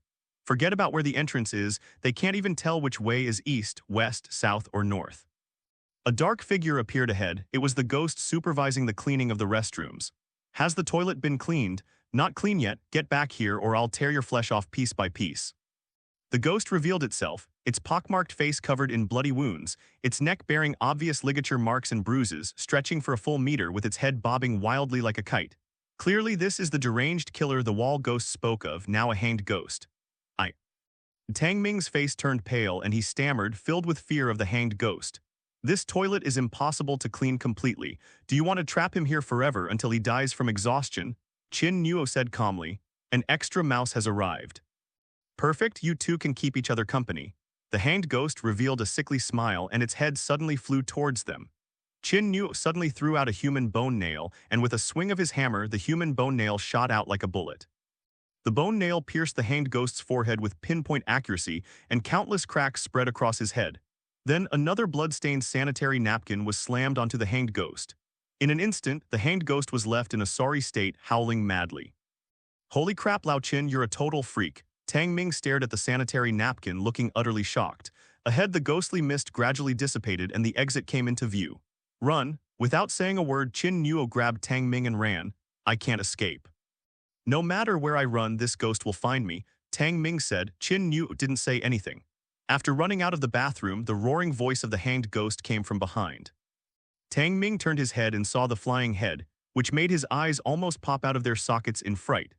Just then, Qin Nuo suddenly stopped at the top of the stairs, turned around and looked at the hanged ghost crawling towards them from a distance. Tang Ming, who was in a state of collapse, was about to ask why they had stopped when the floor suddenly shook, and the paint on the walls of the entire corridor began to peel off. Black blood seeped from every corner of the walls. In the blink of an eye, the entire corridor transformed into a blood-red hell. The hanged ghost suddenly stopped, realizing something, his face filled with terror, and he turned to run back to the bathroom. But when they turned around, they found the road had disappeared. Friend, we're all ghosts, why are you helping humans? Looking at Qin Nuo in the distance, the hanged ghost realized something, his voice chillingly cold. What, don't you recognize me? A voice filled with intense killing intent rang out, and then the walls on both sides shifted and countless pale hands reached out, grabbing at the hanged ghost. The hanged ghost's face suddenly turned terrified. You are that damned. Before he could finish speaking, the hanged ghost was forcibly pulled into the wall, and then the area became shrouded in ghostly mist. The piercing screams continued to emanate, sending chills down Qin Nuo and Tang Ming's spines. In a short while, calmness was restored. The ghostly mist dissipated. The corridor returned to normal. Qin Nuo muttered to himself, did we all perish together? It's dead. No sooner had he finished speaking than the wall ghost's indifferent voice rang out. Oh, it should be annihilated. The wall ghost added another sentence. Qin Nuo was secretly surprised. In less than a minute, the wall ghost had dealt with the hanged ghost. This guy is so skilled, why would I be afraid of his few nails? The wall ghost didn't say much but said in a deep voice, now that you've finished, can you help me pull out those 2 nails? Qin Nuo kept his word and deftly pulled the 2 human bone nails out of the wall. At this moment, Tang Ming roughly understood what was going on, and he was completely stunned. His own best friend actually teamed up with one ghost to fight another. How the hell did that happen? Good brother, my friend here isn't very bright. If he runs into trouble in the next few days, could you please take care of him? Qin Nuo said. Wall ghost, you're no better than me. Don't be so petty, I've always considered us friends. Roll. Alright, you're pulling out a nail and then denying who it came from. Goodbye. Qin Nuo left with Tang Ming. How did you manage to provoke that hanged ghost? While going downstairs, Qin Nuo inquired about the reason. Logically speaking, if employees work honestly, ghosts wouldn't dare to harm them. Don't even mention it. That hanged ghost is incredibly malevolent. It was my first day on the job and I lacked experience in many areas, so it made things difficult for me at every turn. Finally, I made a small mistake and it caught me red-handed, so I was stuck in the toilet. In one of the stalls, I saw several pieces of human skin and hair, probably from a previous employee. That hanged man, I wonder how many new employees like me he killed. Tang Ming said, still shaken. The hanged ghost was a murderer with more than a dozen lives on his hands in life.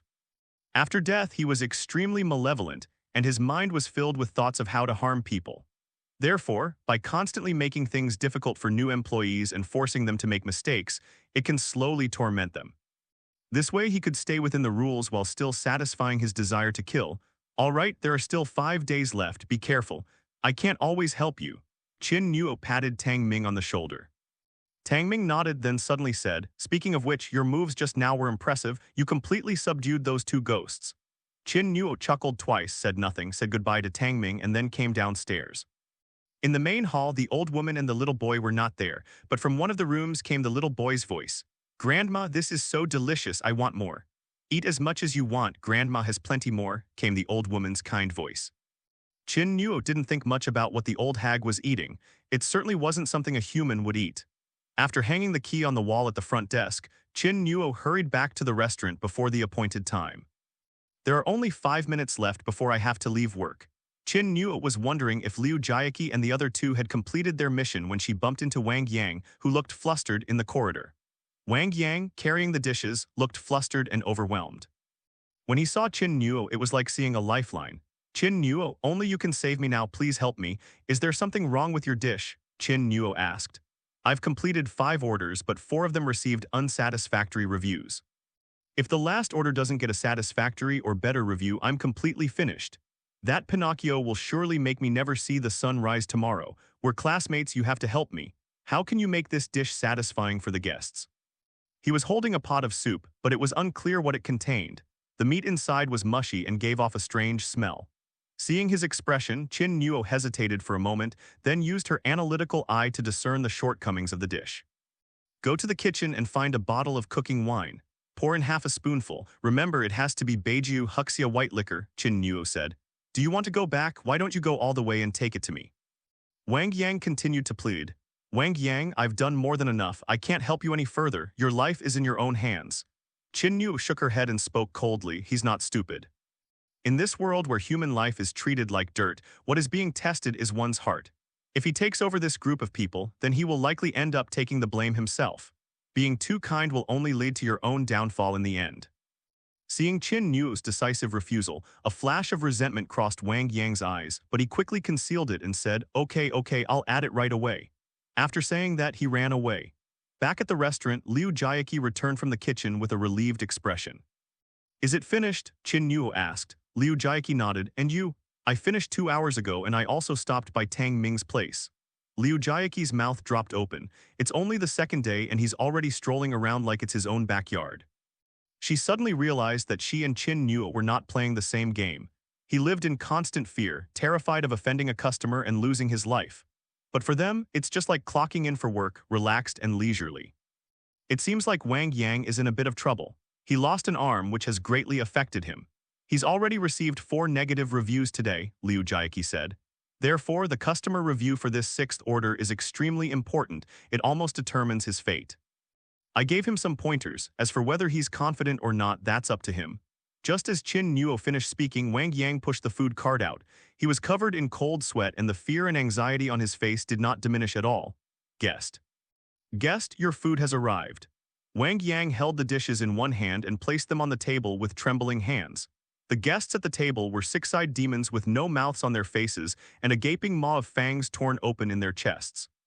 Looking at the soup in the pot, the 6-eyed ghost paused for a moment, then picked up the porcelain pot and poured all the soup and meat into its giant mouth. A chilling chewing sound came from inside, making Wang Yang's legs tremble. Soon. After finishing the soup, 6-eyed ghost looked up at Wang Yang and asked calmly, "What did you put in this soup?" Seeing that the 6-eyed demon didn't show any dissatisfaction or anger, Wang Yang's eyes lit up and he quickly said, "Sir, it's cooking wine. We added cooking wine." "Is this what the chef means or what you mean?" "It was me. I asked to be added." Wang Yang hurriedly claimed credit, afraid that someone else would steal the spotlight. "Yeah, you've ruined my whole pot of soup because of your cooking wine." The 6-eyed demon's 6 venomous, snake-like eyes turned crimson and terrifying ghostly energy surged forth from its gaping maw. The desktop shook violently, shattering inch by inch with fragments scattered all over the floor. Wang Yang stood there stunned. "That clever little mouse ruined the soup and my mood. In return, you will become my slave." A large hand grabbed him and Wang Yang had no chance to resist, like an ant being held in the palm of a hand. Quack! Pinocchio appeared, staring at the 6-eyed demon. Wang Yang saw her savior and cried out in panic, "Manager, save me, save me. Are you the supervisor?" 6 terrifying, crimson eyes stared at Pinocchio in unison. "Yes, I am very sorry that our esteemed guest's dining experience was disrupted by the incompetence of our staff. As compensation, this mouse is yours. On your next restaurant visit, you'll enjoy member discounts." Pinocchio's words instantly plunged Wang Yang's heart into despair. His eyes were bloodshot as he glared at Qin Nuo not far away, screaming hysterically, "Qin Nuo, you framed me. I will never let you get away with this. Even if I become a ghost, I will come back for you. That's more like it." Pinocchio's words made the 6-eyed demon nod in satisfaction, and then he left the restaurant with the screaming Wang Yang.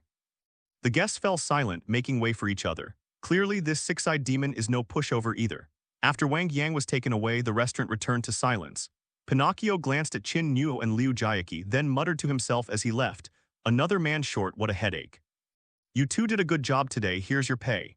With a flick of his arm, the Pinocchio puppet sent several ghost coins landing in Qin Nuo's and Liu Jiaqi's hands respectively.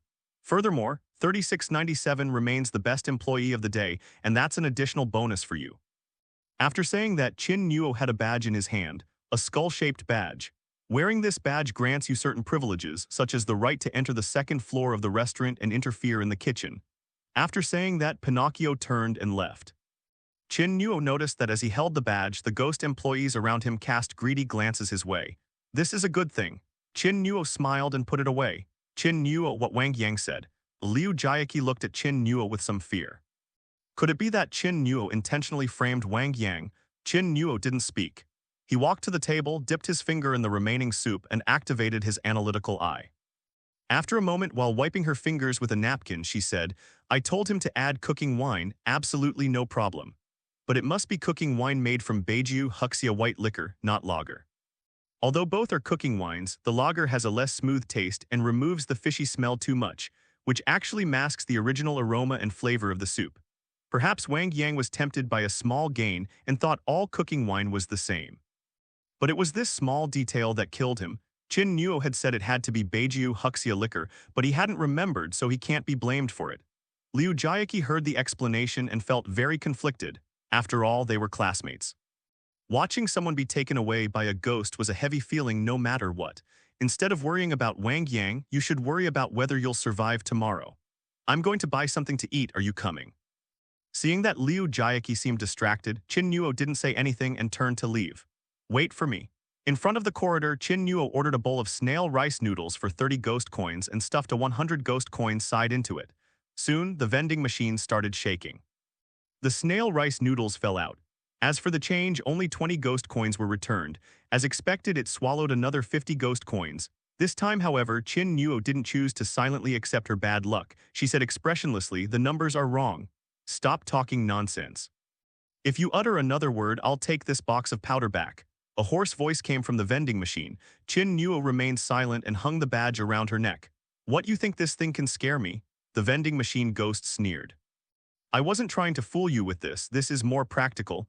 Qin Nuo took out the bone-crushing hammer and swung it at the glass of the vending machine. In an instant, the glass shattered. Liu Jiaqi, who had caught up with them, covered her mouth in shock upon seeing this scene. Qin Nuo is actually going to fight against the vending machine ghost. You're asking for it.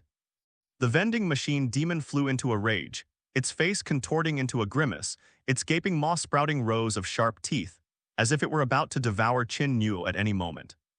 Demon's Eye, you gain +3 rage from the vending machine ghost and obtain the Killer Butcher's chainsaw. A chainsaw? That's awesome. Qin Nuo's face lit up with joy. Over there, the vending machine ghost was baring its fangs and about to attack, but Qin Nuo kicked it back against the wall with a hard kick. Is this ghostly power? The vending machine was shocked. This rat actually possessed ghostly power. Then, to his even greater disbelief, Qin Nuo pulled out a chainsaw covered in blood scabs from somewhere.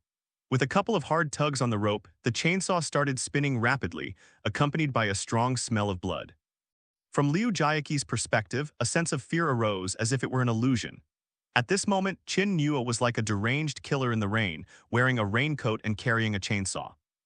The vending machine ghost noticed something amiss with the chainsaw and suddenly realized it was a ghost. Before it could react, Qin Nuo had already started sawing at its body.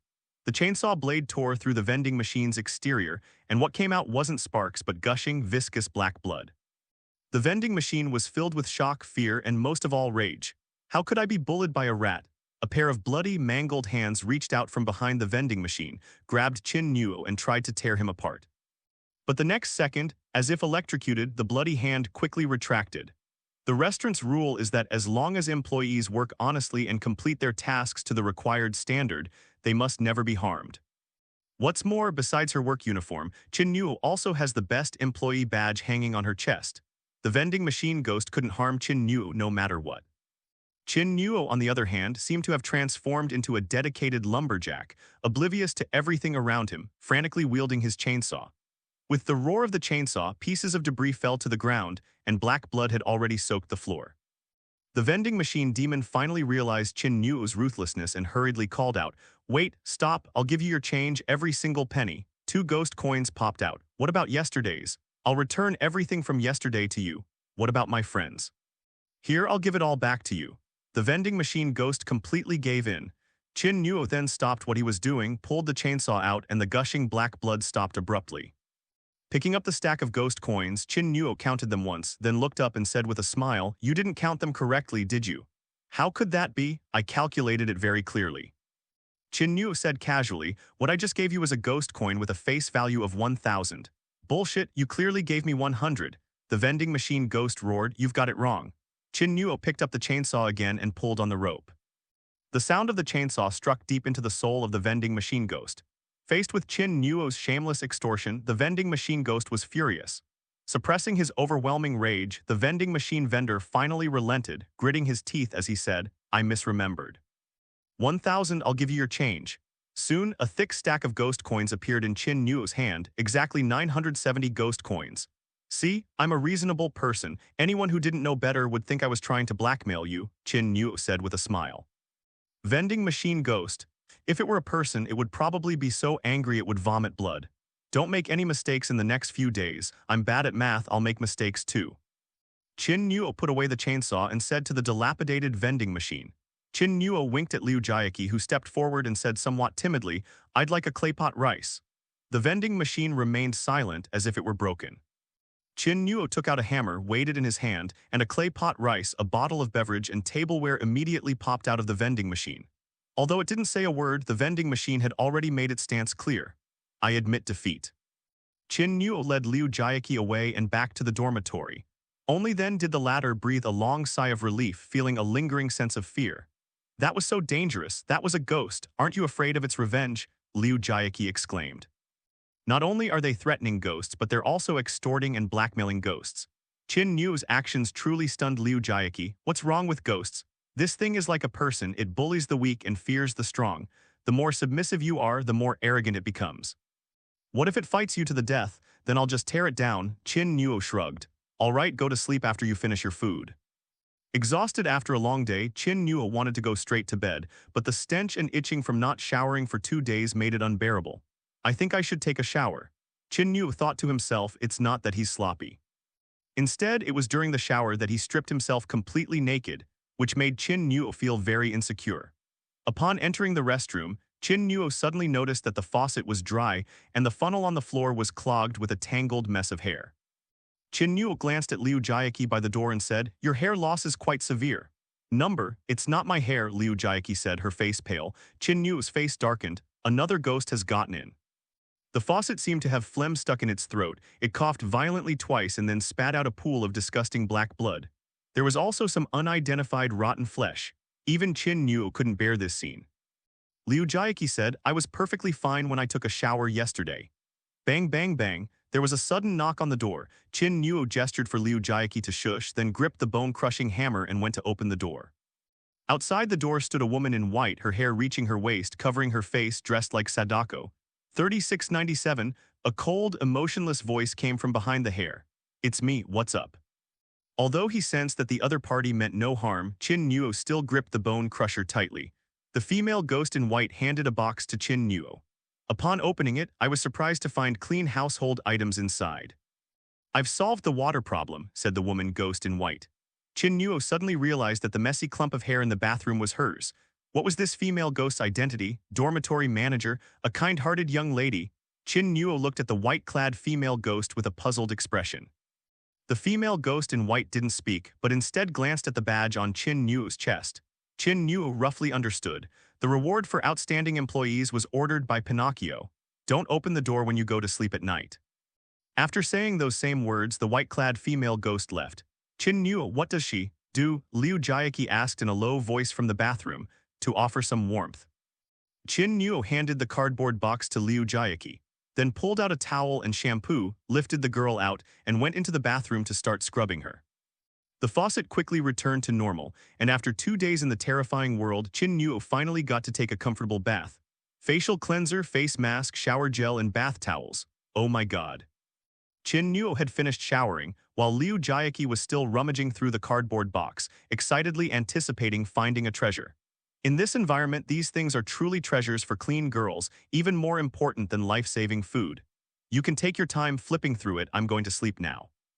Remember, don't open the door to strangers again. I don't want to be groped by someone in the middle of the night.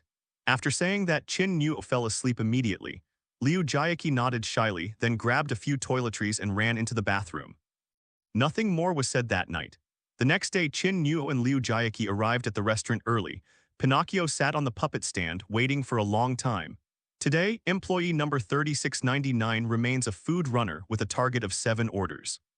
Employee 3697, your position today is trainee chef. Go to the kitchen and prepare 2 dishes requested by the guests. If you achieve a rating of average or higher, you will complete your task. Head chef, Qin Nuo was taken aback. Liu Jiaqi's eyes widened as well. Qin Nuo's expression turned somewhat unpleasant. Was this considered a targeted attack against him?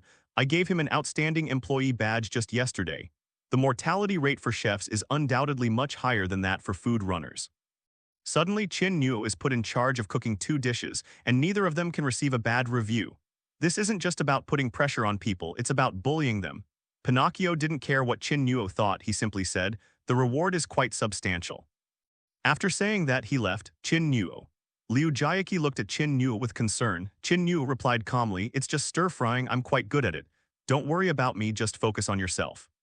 After Liu Jiaqi left, Qin Nuo followed the instructions to go to the storage room and changed out of her staff uniform into a chef's uniform. It fits quite well, but it's as dirty as ever. You have been assigned to table number 2. Please proceed to table number 2 and prepare the dishes according to the guests' requests. Qin Nuo didn't think much of it and immediately got up and left the room. When Qin Nuo arrived at the restaurant and saw the guests at table number 2, her expression instantly turned sour. On table number 2, a little girl in a rose-patterned dress is sucking on a lollipop, idly swinging her legs, which are covered in lace-trimmed stockings. Isn't that the half-ghost little girl from yesterday? Remembering how the food was just too sweet and how it had somehow killed the chef out of thin air, Qin Nuo broke out in a cold sweat. Is it really that unlucky? Human, why are you staring at me like that? The little girl suddenly tilted her head and stared at Qin Nuo. Qin Nuo calmed herself down and said, I'm the chef who's cooking for you today. Oh, so you're quite brave being a human in charge of my cooking. Did you see what happened to that chef yesterday? The little girl said to Qin Nuo with a grin, resting her chin on her hands. Qin Nuo felt ashamed. He really wanted to say, I'm super brave, okay. But seeing the little girl's innocent smile, he felt a chill in his heart and gave up the idea of joking. This is my menu, can you make it? Qin Nuo took it, glanced at it, and saw it was a caramel milk tea, a very ordinary afternoon tea snack. However, Qin Nuo couldn't figure out why the chef had failed with this dish yesterday, no matter how hard he racked his brains. No, something's definitely wrong. Qin Nuo looked up, staring at the little girl, and activated his analytical eye. Analysis. When I was little, my mom made me a caramel milk tea. My mischievous older sister secretly cut off pieces of her hair and sprinkled them on top. After I drank it, my stomach felt like it was being pricked by countless needles, and I was in pain for a whole night. But later, I found myself enjoying this pain, a perverse addiction that led me to secretly cut my hair into shreds and sprinkle them on my milk tea every time. The agonizing pain kept me tossing and turning in bed, but it also satisfied a certain psychological need for excitement. After my mother disappeared, the only thing I remember about her is caramel milk tea. Wow, milk tea with wispy hairs. Qin Nuo wasn't very well educated, but he knew what it felt like to swallow bits of hair. This little girl looks so innocent and naive, yet she has such a perverted hobby. The chef probably never realized, even after he was reduced to ashes, that the purpose of this simple milk tea wasn't to make it incredibly delicious, but rather to make her suffer as much as possible while eating it. He died so unjustly. Am I pretty, big brother? The little girl suddenly asked with a smile. Qin Nuo's expression changed slightly. Wait a moment.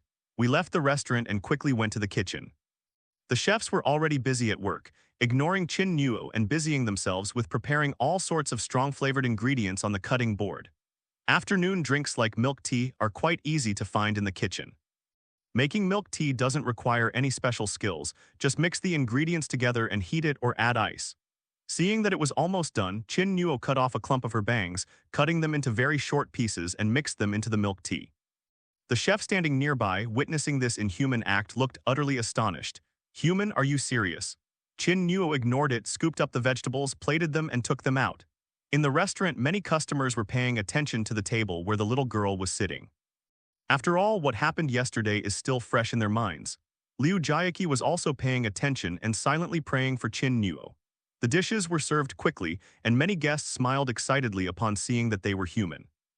Unlike yesterday, their favorite thing now is a restaurant splattered with human blood. The smell of fresh blood can increase their appetite. Please enjoy your meal. Qin Nuo gestured for her to finish. The little girl squatted on the chair, looking the milk tea up and down like a curious kitten, and commented, Your dish looks even worse than yesterday's. Qin Nuo remained calm. Appearances don't mean anything, you'll only know after you've tasted it. The little girl tilted her head, looking at Qin Nuo with some surprise. You're quite confident. After saying that, there was a pop sound. The lollipop slipped from her cherry-like lips, and the little girl picked up the porcelain bowl, took a sip, and drank it down. In an instant, the entire restaurant fell silent. It seemed as if all the guests were waiting for the little girl's evaluation. There was excitement, and there was anxiety. Raising her cute eyebrows, the little girl pouted slightly. Then, as if she had discovered something, her eyes lit up, and she continued to hold the porcelain bowl and drink in big gulps. She looked excited, and after finishing the drink, she stuck out her tongue to lick the bowl clean, making sure not a drop was spilled. The guests were all stunned. How delicious is it? The sharp pain in her stomach brought a look of blissful satisfaction to the little girl's face as she murmured with delight, This is the taste. She opened her eyes and looked at Qin Nuo with some surprise. How did you come up with this? She was referring, of course, to the stray hairs. Qin Nuo coughed twice and said in a low voice, Actually, I have this kind of fetish too. The little girl looked delighted, as if she had found a friend, and said with a smile, Then I'll treat you to one too. Qin Nuo chuckled dryly. No need, I already secretly tasted it in the kitchen. Their quiet conversation sounded like they were sharing their own little secrets. The surrounding guests were completely bewildered. Congratulations, host. You have gained plus 10 points of favorability with the half-ghost girl and obtained the raincoat of the ghostly rainy night killer. The murderer's raincoat. When worn, it conceals human presence, transforming you into a demon. Mom will no longer have to worry about me walking in fear. Note, the concealment effect only applies to ordinary ghosts. It has no effect on higher-level ghosts. Congratulations, host, you have gained 20 ghost power points. As expected of a half-ghost, the reward is doubled. Very good, I'm very satisfied with your tea and snacks. Here's your tip. The little girl flicked a coin into Qin Nuo's hand. Ghost coins with a face value of 500. This young girl, despite her young age, exudes the air of a wealthy woman. The surrounding guests witnessing this scene stared in horror, their faces filled with astonishment. This human is completely unharmed. Liu Jiaqi also breathed a sigh of relief. Qin Nuo was now her only source of emotional support. If he were to die as well, she felt she wouldn't be able to hold on for long. Without disturbing the little girl's meal, Qin Nuo stepped back and paid attention to the guests at the second table. Table number 7. Qin Nuo walked to the table in the far corner. The guest at the table was a ghost whose face was half burned. The other half of the body, however, had the presence of a human. He's a half-ghost too. Qin Nuo was slightly taken aback, and then every nerve in her body inexplicably tensed up. The half-faced demon, drooling from its mouth, stared at Qin Nuo with a sickly gaze, its eyes revealing a kind of excited madness. What's wrong with this half-ghost? Qin Nuo's lips twitched, a vague unease creeping into his heart. Guest, what would you like? Qin Nuo asked, calming his uneasy emotions. This is my dish. Do it well or you'll be my type. Half-faced ghost pushed the menu over, his sickly gaze never leaving Qin Nuo. Qin Nuo picked up the menu, her brows furrowing involuntarily. Infant goose soup. Qin Nuo said, I'm sorry, the restaurant doesn't have that ingredient. It's all right, I brought the ingredients. Like a magician performing a trick, the half-faced ghost waved his hand and a baby appeared on the table. It was a baby girl, fair-skinned and chubby like a porcelain doll. Right now, she's wide awake with her big, bright eyes, her little hands flailing in the air, babbling and laughing at Qin Nuo. Let's begin. Half-faced ghost looked at Qin Nuo with a mocking expression. Qin Nuo picked up the baby girl and looked at the still-crying infant. His heart felt as heavy as if it were filled with lead. Qin Nuo shifted her gaze to the half-faced ghost. Triggering the eye of analysis, he was born a demon, responsible for the deaths of 18 female infants. When this depraved cannibal was finally brought to justice, he was unexpectedly transported to a terrifying world and made a pact with a ghost. After becoming a half-ghost, his perverse desires became even more intense. Cannibalism and eating ghosts became his hobbies. Qin Nuo's face was as cold as ice. The look in this half-faced ghost's eyes, it seems that not only the baby in Qin Nuo's arms wants to eat but also him. I can't do it. Qin Nuo immediately shook her head. Then come with me. The half-faced ghost wasn't surprised. He was just making an excuse to get himself an extra serving of food. After all, in the world of horror, humans are a rare treat. Seeing the half-faced ghost get up, Qin Nuo held the baby in one arm and gripped the bone-crushing hammer tightly in the other. Suddenly, my shoulder felt heavy. Manager Pinocchio appeared beside Qin Nuo, looked at the half-faced ghost and said, Guest, the restaurant does not serve human babies. The half-faced ghost paused, seemingly surprised that the restaurant's superior ghost would speak up for a human. Qin Nuo was also surprised. After all, when Wang Yang was taken away that time, Pinocchio didn't even speak up for him and even gave him a membership discount. Is it because of my good performance? Is it because he's a rare and outstanding employee that I'm saying a word in his defense? Just because it's not on the menu doesn't mean it can't be made right. Half-faced ghost wasn't about to let Qin Nuo, his prey, go and said with a sinister smile, Guest, please don't make things difficult for our staff. Pinocchio, seeing through the half-faced ghost's intentions, didn't force Qin Nuo to make the dish and continued. Suddenly, the other half of the half-faced ghost's face burst into flames, and a dense ghostly aura swept out like a flood. I know the ghost on the second floor of your restaurant. Should I ask it to come down and talk to you? The half-faced ghost suddenly looked at Pinocchio with amusement. The ghost in the second-floor restaurant, Qin Nuo was taken aback. Upon hearing this, Pinocchio suddenly fell silent. After a moment, Pinocchio said, So you're a friend from the second floor, esteemed guest. Please forgive my earlier rudeness. This human you may do as you please. After saying that, he turned around and disappeared. Qin Nuo was dumbfounded. Holy crap, this Pinocchio is way too realistic. My initial fondness for Pinocchio vanished in an instant. No one can save you, so come with me obediently. The faceless ghost's large hand reached out to grab Qin Nuo. Qin Nuo took a step back, frowning, and was about to take out the bone crusher when he suddenly realized that the baby girl in his hand was gone. Wow, so cute. Human babies are just like kittens, so adorable. Somehow, the baby ended up in the hands of the little girl in the red dress who was laughing and teasing the baby. A half-ghost. The half-faced ghost squinted, a hint of surprise in his eyes, but he didn't seem to care. Girl, didn't your mother tell you that it's very impolite to touch other people's food?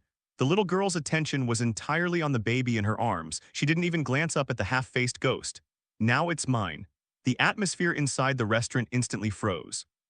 All the guests stared at the two half-ghosts and wisely kept silent. The half-faced ghost, however, was unusually excited, interesting, quite arrogant. Speaking of which, I've never tried what it tastes like to be half-human, half-ghost. The half-faced demon had a hideous appearance, with eyes that revealed a mad greed and a long tongue that licked its split lips like a snake. You talk too much. The little girl lifted her eyelids slightly. Then the half-faced demon's head flew off. Immediately afterwards, my body felt as if it had been cut by some terrifying weapon, leaving countless cuts. In an instant, it turned into a pile of flesh, scattered on the ground. The eerie scene made the restaurant even more deathly silent. Neither human nor ghost could clearly see what happened. Qin Nuo was shocked to discover that even though there was no wind, the little girl's hair was flying and swaying. He stared at the strands of hair fluttering in the wind. Perhaps due to the eye of analysis, Qin Nuo suddenly saw the little girl's face transform into the face of a terrifying woman like Medusa. Well, the half-faced ghost with only a head remaining couldn't see what had happened. The head rolled on the ground, saw the shattered body, stared at the little girl with bloodshot eyes, and its voice was almost a roar. "You little brat, you're going to die today." Splash, the words had barely left his mouth. A muffled thud suddenly rang out in the restaurant, followed by the ceiling shaking, countless cracks appearing, and patches of plaster falling off. All the guests looked alarmed and stood up, wanting to leave the restaurant. The guests on the second floor are coming down. The half-faced ghost wasn't joking. It genuinely recognized the guests on the second floor. Moreover, their status is extremely high. A dense, ghostly aura emanated from the stairwell leading to the second floor, and the stair railing was decaying at a visible rate, clearly indicating that something terrifying was about to descend. Qin Nuo was stunned. What kind of monsters are these guests on the second floor? Why is it such a big fuss just to go downstairs?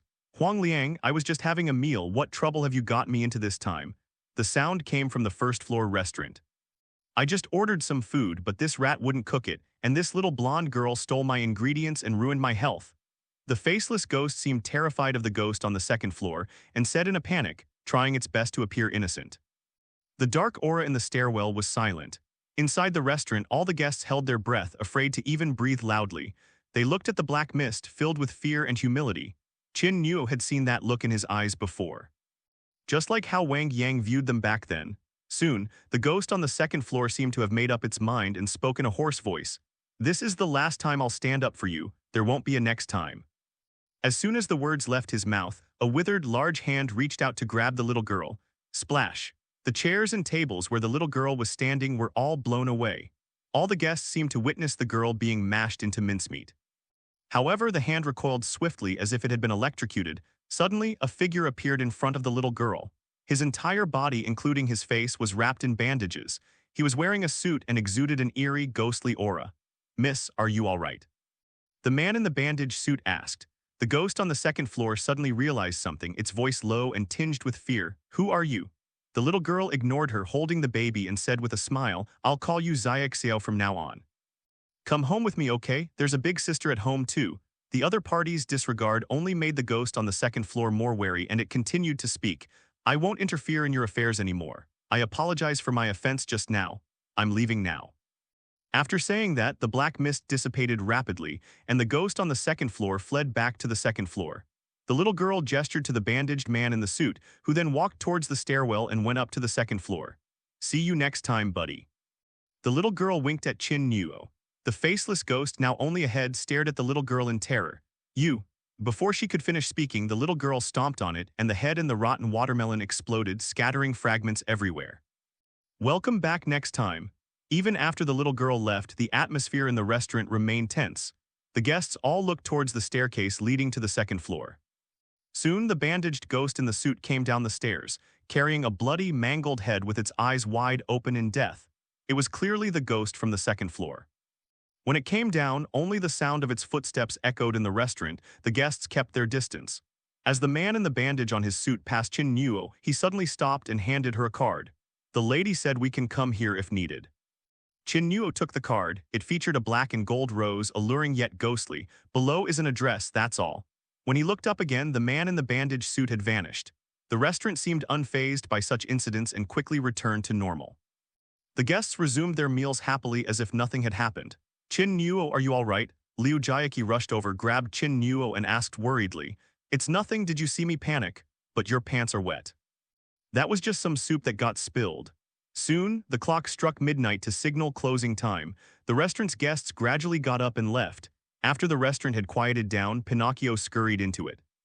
It first commented on Liu Jiaqi's performance today and then gave her 2 100-coin ghost coins. Then turning to Qin Nuo, your performance today was terrible, you're not getting your reward. Furthermore, because of you, the restaurant has suffered considerable losses and you will be punished accordingly. Upon hearing this, Qin Nuo's face darkened. If the reward is gone, so be it. Should we punish them further? The first table of guests were satisfied with the dishes I prepared, Qin Nuo said in a cold voice. But you did terribly at the second table, Pinocchio said. That ghost never intended to eat my cooking, it wanted to eat me. So no matter how well I cook, it will never be satisfied. Qin Nuo said, regardless, you caused the restaurant a loss. I will announce your punishment tomorrow. Go home and get some rest. Pinocchio finished speaking and left, but when he reached the corner, he left behind another sentence. Also, you're a restaurant employee and you're a rat too, know your place. The following sentence clearly carries a warning tone. Qin Nuo kept a sullen face and didn't say anything, but she was extremely frustrated inside. Damn it. When I'm powerful enough to buy this restaurant, I'll chop you down and burn you for firewood. Qin Nuo, cheer up, I'll treat you to something to eat today. Eat whatever you want, Liu Jiaqi said, holding 2 ghost coins trying to cheer Qin Nuo up. Qin Nuo waved her hand, you don't need to treat me, someone else will. Liu Jiaqi was confused. Now, besides the 2 of them, who else is there to partner up with? Qin Nuo walked out of the restaurant and headed straight for the vending machines in the corridor. Last time, Qin Nuo's chainsaw left him covered in cuts and bruises, but now, after some stitches and repairs, there are almost no signs of damage. However, Qin Nuo walked over without saying a word and immediately pulled out a bone-crushing hammer, smashing it wildly. Bang, bangs, bang, the glass is shattered, the metal sheet is dented and fragments are scattered everywhere. The vending machine roared angrily, damn it, what did I do to offend you? What got into me this time? You didn't do anything to me, I'm just in a bad mood and need to vent. Old buddy, thanks. After saying that, Qin Nuo started smashing things again, releasing all the pent-up frustration in her heart. Thank you so much. What the hell do I care if you're in a bad mood? You brat, don't think I'm easy to bully. If you don't stop, I won't be polite. The vending machine's spite rebelled, but Qin Nuo kicked it back into a corner, where it continued to obediently take the beating. This human's ghostly power has increased again. The vending machine ghost was horrified to discover that it was no match for Qin Nuo at all. Faced with Qin Nuo's torment of his body, the vending machine ghost was both angry and resentful. In just a few short days, the tables have turned. Who would have thought that just 3 days ago, the vending machine ghost could torment Qin Nuo like a mouse? A short while later, after venting his anger, Qin Nuo felt much better. He put away the bone crusher, sat on the ground and wiped the sweat from his forehead. He patted the dilapidated vending machine and said, my hands are sore from smashing it. Give me a bottle of water, my throat is really dry. This sentence nearly drove the vending machine vendor mad. Ah, that's really bullying the goes. After letting the vending machine pay for the meal, Qin Nuo went home and went to bed early. Pinocchio said the punishment would be announced tomorrow, and I guess it's related to tomorrow's work. No matter what, I won't let myself have an easy time. With the worst-case scenario in mind, Qin Nuo went to sleep. The next morning, the alarm clock ghost doll's terrifying screams woke Qin Nuo. Just as she got up, Qin Nuo noticed that Liu Jiaqi was already up. Seeing that she looked a little tired, she asked, didn't you sleep last night? I didn't sleep well. I had a nightmare. I dreamt that. You're not coming back today and I'm all alone in the dorm sleeping. Liu Jiaqi said, hugging her knees. It wasn't that she had fallen for Qin Nuo. In this terrifying world where she felt utterly alone and helpless, Qin Nuo became her only support and pillar of strength. You must have had trouble sleeping too, right? After all, Pinocchio is going to punish you today, Liu Jiaqi said. It's like a death row inmates last night. Who could possibly sleep? No, I slept soundly, Qin Nuo stretched. Just then there was a knock on the door. Qin Nuo got up and opened the door. There was no one outside. Looking down, she realized it was Pinocchio. "Let's go. Where to? You just need to follow me." Pinocchio was very direct and then turned and walked away. Liu Jiaqi hid in the back, seemingly wanting to say something but stopping herself. Qin Nuo nodded to her, said nothing more, and followed her. He was also very nervous. The incident yesterday was indeed quite serious, but the main conflict didn't involve him. Qin Nuo only then understood. They just need someone to take the blame. It seems there's no one else but him, a lowly human being who can be the scapegoat. Following Pinocchio, they soon arrived at a kitchen room. Pinocchio handed a piece of paper to Qin Nuo. Qin Nuo took it, opened the slip of paper, and found only an address and something called ingredient number 8. What does this mean? Qin Nuo was confused. This is your punishment and this is your work for today. Next, you need to leave the restaurant, find the supermarket at the address above, and bring the ingredient number 8 back to the restaurant. In this way, you can both redeem yourself and receive a substantial reward, Pinocchio said. Buy groceries. Qin Nuo looked up and asked, should I go by myself? Go by yourself, Pinocchio nodded his wooden head. Qin Nuo suddenly sneered. Tell me honestly, how dangerous is this? Among the previous employees, those who caused the restaurant to lose money are all required to buy ingredients to make up for the losses. You're the 55th. Of the 54 who went before you, 5 came back alive. The survival rate is less than 10%. What would happen if I refused? Kill him on the spot, Pinocchio said. I advise you to choose the former. If you resist with your meager demonic power, you have no chance of survival. Follow our restaurant's rules and you'll at least have a chance to come back alive. Ingredient number 8 is very important to us. Those are essential ingredients for a menu prepared for a distinguished guest on the second floor. If you bring it back, your employment contract will end early, and you'll also be eligible for a supervisory position or higher, gaining the restaurant's protection. This reward is incredibly tempting, but the more tempting it is, the more dangerous and difficult it is. What else can I do but agree with both my hands and feet? Qin Nuo shrugged. I disagree, so I'll die now. Agreed, it feels like a slow death. Bang. Just as he finished speaking, the door was opened. It wasn't time to open for business yet. The outside was shrouded in a gray haze and a biting cold wind swept in. Let's go.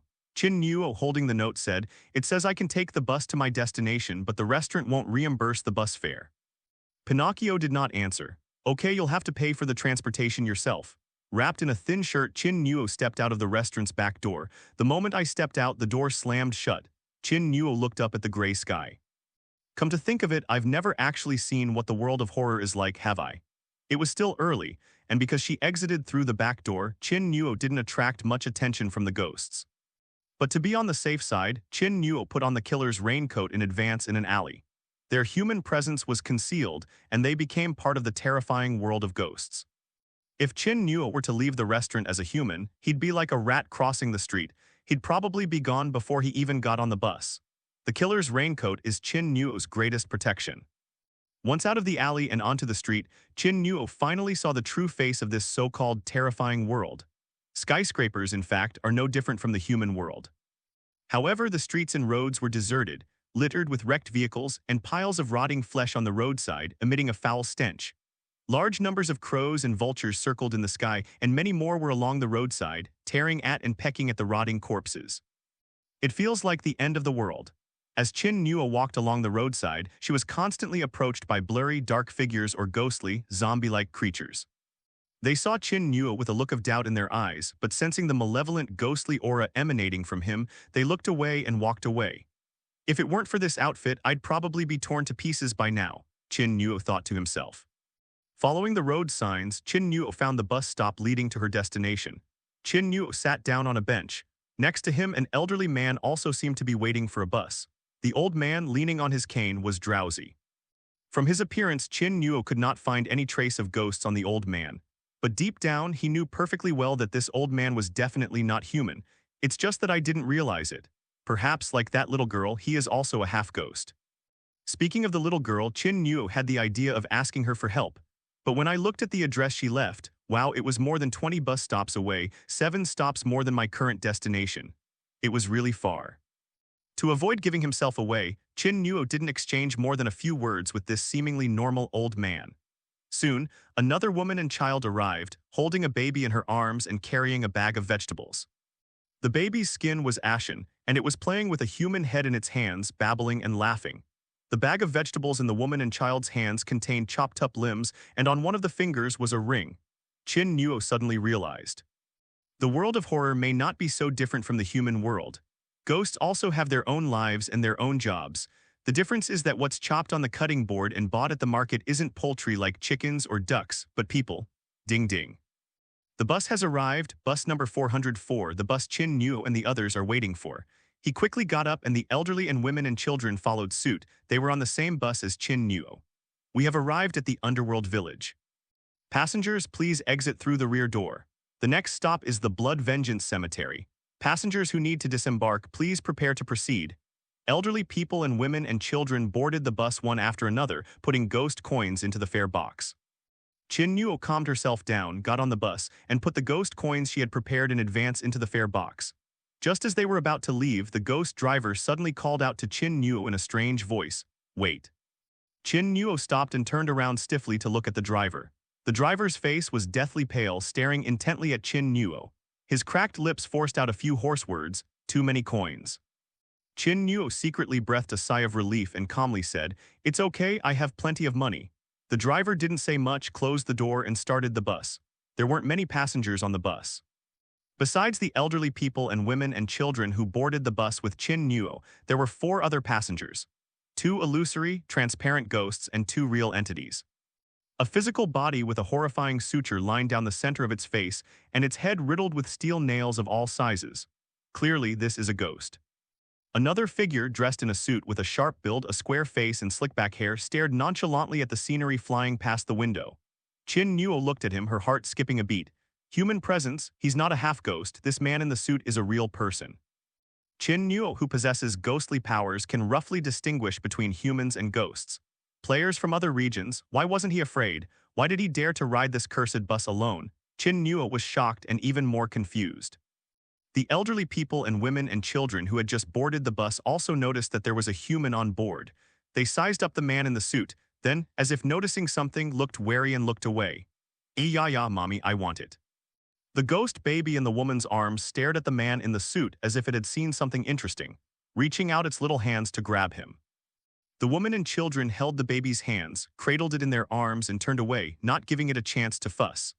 In the world of horror, there are definitely ways to play that I don't know about or rules that I haven't yet encountered. Qin Nuo pondered to himself. After all, this was his first time entering the horror world. He was a complete newbie player. Back on Earth, Qin Nuo had seen the news more than once. Those veteran players at the national level can freely enter the horror game, complete the dungeons, and obtain rewards.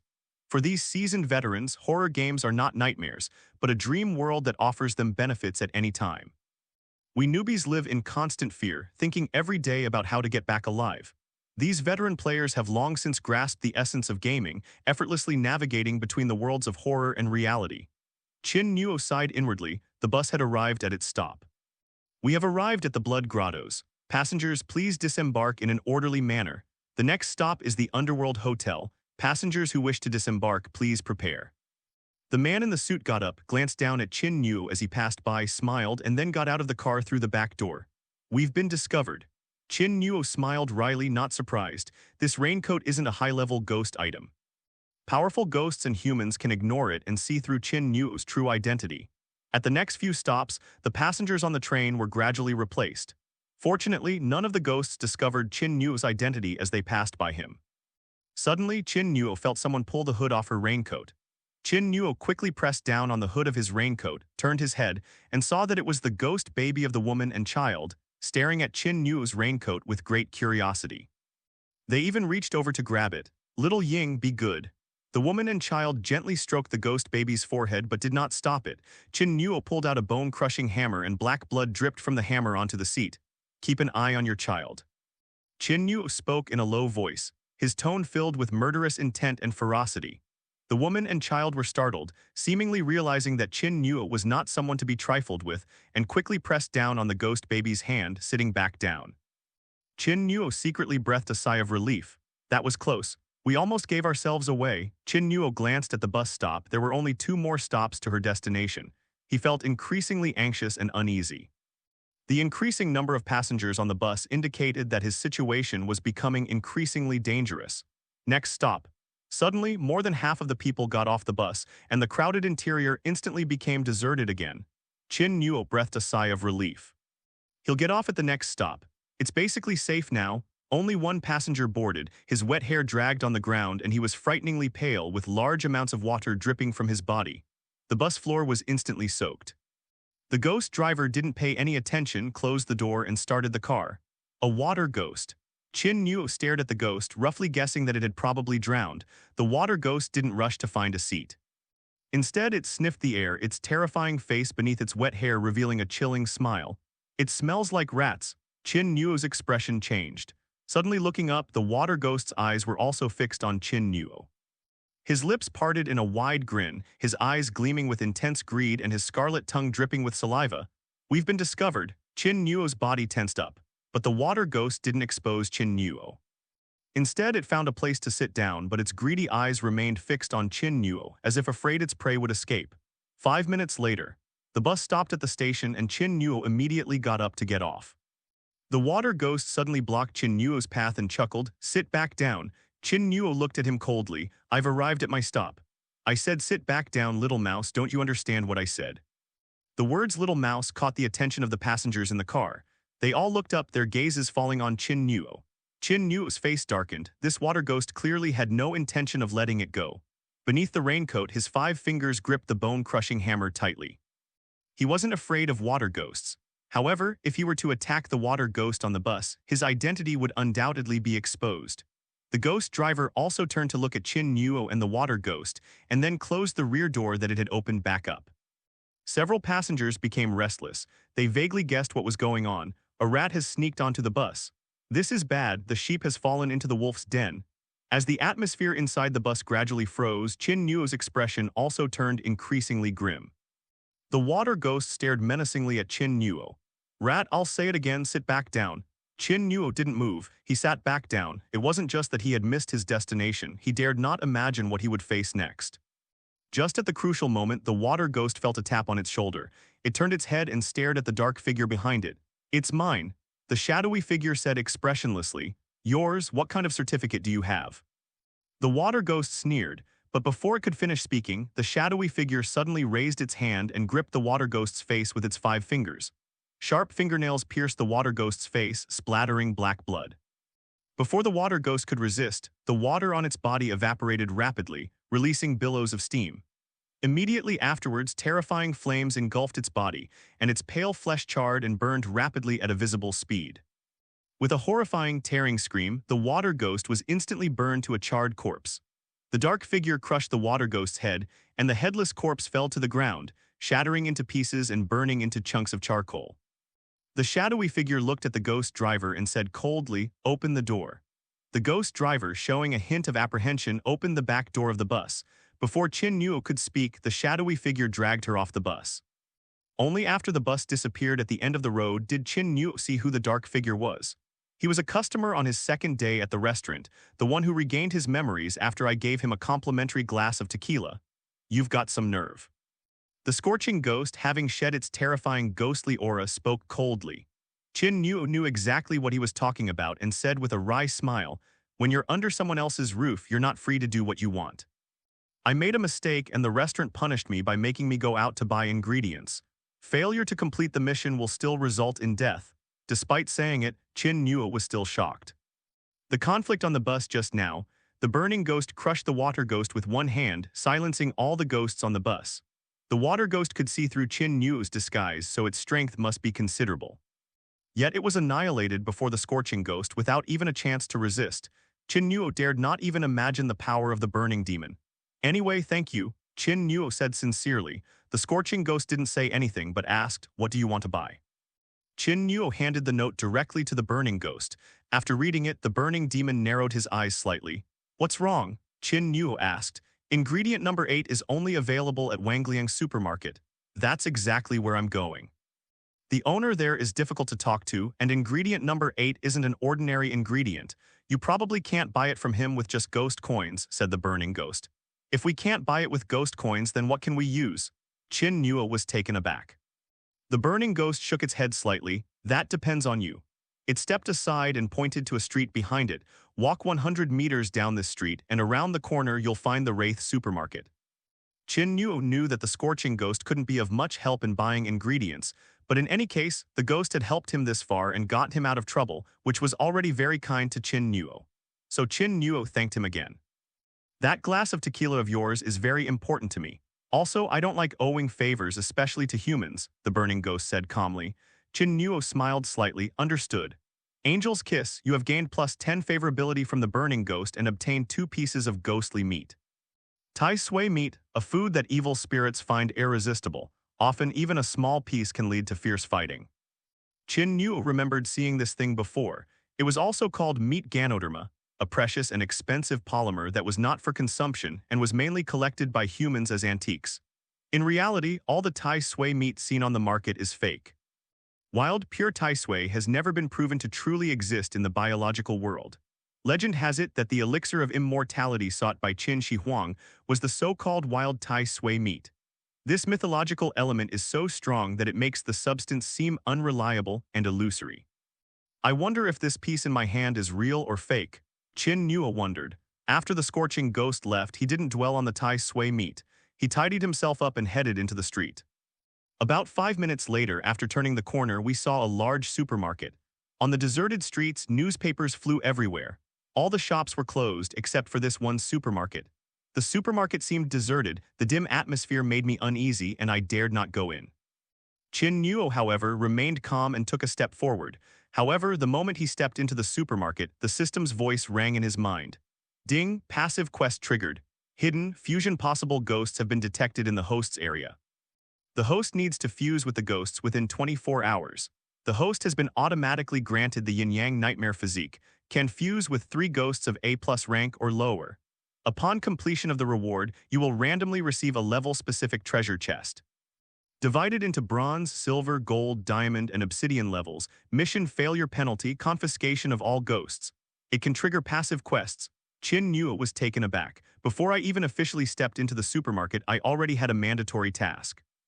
The punishment is the confiscation of all ghosts. For Qin Nuo, who had lost the restaurant's protection, it was no different than losing all her means of survival. The arrow is already on the bowstring, so it doesn't matter anymore.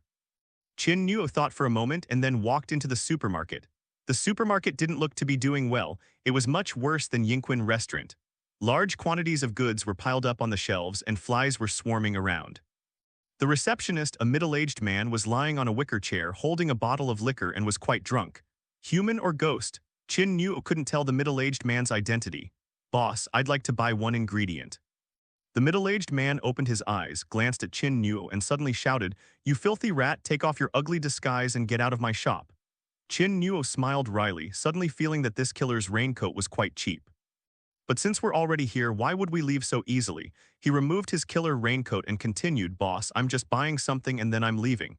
See that empty spot on that shelf? If you say another word, your head will be hanging there." Qin Nuo frowned. No wonder the burning ghost said this boss was hard to talk to.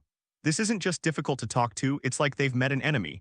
With this kind of business attitude, it's a miracle if any customers even come in. Qin Nuo remained unmoved. The boss suddenly stood up. Just then, a middle-aged woman walked over. He grabbed a fruit knife from the table and stabbed it directly into the boss's neck, causing him to collapse to the ground. Qin Nuo was startled. Holy crap, such a shocking start. What grudge could they have against each other? "Excuse me, I'm the proprietress here. This old geezer can't talk properly and has scared away countless customers. In our shop, we don't discriminate based on whether you're human or ghost. Once you enter, you're our customer." The proprietress looked to be around 30 years old, with a kind face and a friendly tone. Of course, if it weren't for that stab, Qin Nuo would have thought she was a person, and a normal person at that. "What do you want to buy?" Just as Qin Nuo was about to speak, the boss suddenly stood up and pulled out a fruit knife from his neck. Then he plunged a knife deep into the landlady's skull. The proprietress remained unmoved, even maintaining her bright smile. "You wretched woman, have you rebelled?" The boss cursed. The proprietress turned around, grabbed the boss, and threw him into the darkroom. Then he grabbed an axe from under the front desk and followed them into the darkroom. For a long time, the room echoed with the sounds of fierce fighting and tearing, a truly chilling tale. About 2 minutes later, the proprietress came out, covered in blood but still remained polite. "I'm sorry you had to see something shameful in my family. It turns out that if you don't teach a man a lesson, you'll never know who's really in charge." Qin Nuo's lips twitched slightly as she echoed, "That makes sense, that makes sense. Okay, tell me what you want to buy." Qin Nuo handed over the note. When the proprietress saw ingredient number 8, her eyebrows furrowed slightly. No, Qin Nuo asked, noticing the proprietress's expression. What would a human like you need this for? The proprietress asked, handing the note back to her. Actually, I'm an employee of Yinquan Restaurant. They sent me to buy these ingredients, Qin Nuo said. The proprietress laughed and said, this is no different from sentencing you to death. What's the meaning? Even if I gave you ingredient number 8, you, as a human, couldn't take it back. You'd lose your life. The proprietress sat down and poured a glass of water. This kind of food is extremely dangerous. It's very difficult for humans to handle, and they might even be controlled by it. Qin Nuo's expression changed in surprise. Depend on, is this food or a monster? This is terrifying, and I won't sell it to you. Why? These ingredients are incredibly precious. Those guys at Yinquan Restaurant send an employee over to buy ingredients numbered 1 through 8 almost every so often. This kind of thing can't be bought with ghost coins, the proprietress said calmly. If that's all you're buying, then you can go back now. Qin Nuo looked troubled. Going back will only mean my death. Besides ghost coins, can I buy it with anything else? The proprietress glanced at Qin Nuo's figure and said with a smile, although you have a nice figure, I'm not interested in that kind of thing. Furthermore, human flesh is worthless here. Qin Nuo fell silent. He suddenly understood. The hardest part of this mission wasn't getting to the Wraith supermarket alive. The hardest part was that they simply refused to sell ingredient number 8. Perhaps Pinocchio never expected Qin Nuo to bring him back.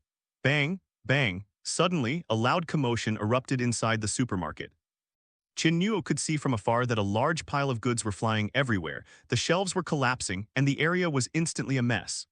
Bang! The door to the darkroom was flung open, and the injured owner burst out, roaring menacingly at a cleaver. That damned thief again. I'll chop him up. After saying that, he grabbed a cleaver and rushed into the shelf area. Not long after, he returned looking dejected. He gripped the knife, gritting his teeth in anger. Idiot, don't make the shop even messier. If you were so capable, you would have caught that thing long ago. What are you doing messing around here now? The landlady grabbed her husband's ear and cursed. The boss slashed his wife's arm with a knife, also having a short temper. All you do is talk, why don't you go and grab him? The proprietress didn't argue with him. Instead, she went to the shelves, whereupon an angry scream rang out. It stole 8 more items. That's a total of 500 ghost coins. Upon hearing this, Qin Nuo roughly understood what had happened. How could a thief sneak into such a supermarket? Moreover, judging from what he said, he had stolen more than once. He was a repeat offender. Could you tell me about it? Maybe I can help, Qin Nuo asked tentatively. You, get out of my way and don't get in my way. The boss was extremely disdainful of Qin Nuo, or more accurately, of all humans. The proprietress walked over, pushed the owner aside, stared at Qin Nuo, and suddenly smiled meaningfully. Here's what we'll do. If you can help us catch that thief, I'll sell you ingredient number 8. Deal, Qin Nuo said without any hesitation. What other choice do we have besides agreeing? Heh. The boss chuckled twice, then said nothing. Boss, give me 2 servings of human donkey hide. A passing customer stopped and called out. Can't his mother take it herself? Doesn't she have hands or feet? The boss yelled, turning around. Damn it, doing business like this, what a load of crap to open a shop. The ghost cursed as he left. The proprietress stabbed the boss in the back again, her eyes blazing with malice. Do you even want this shop to stay open? Qin Nuo ignored the seemingly loving couple who were always stabbing each other in the back and walked towards the shelves. This supermarket is actually quite large. There were at least 100 shelves displaying the goods.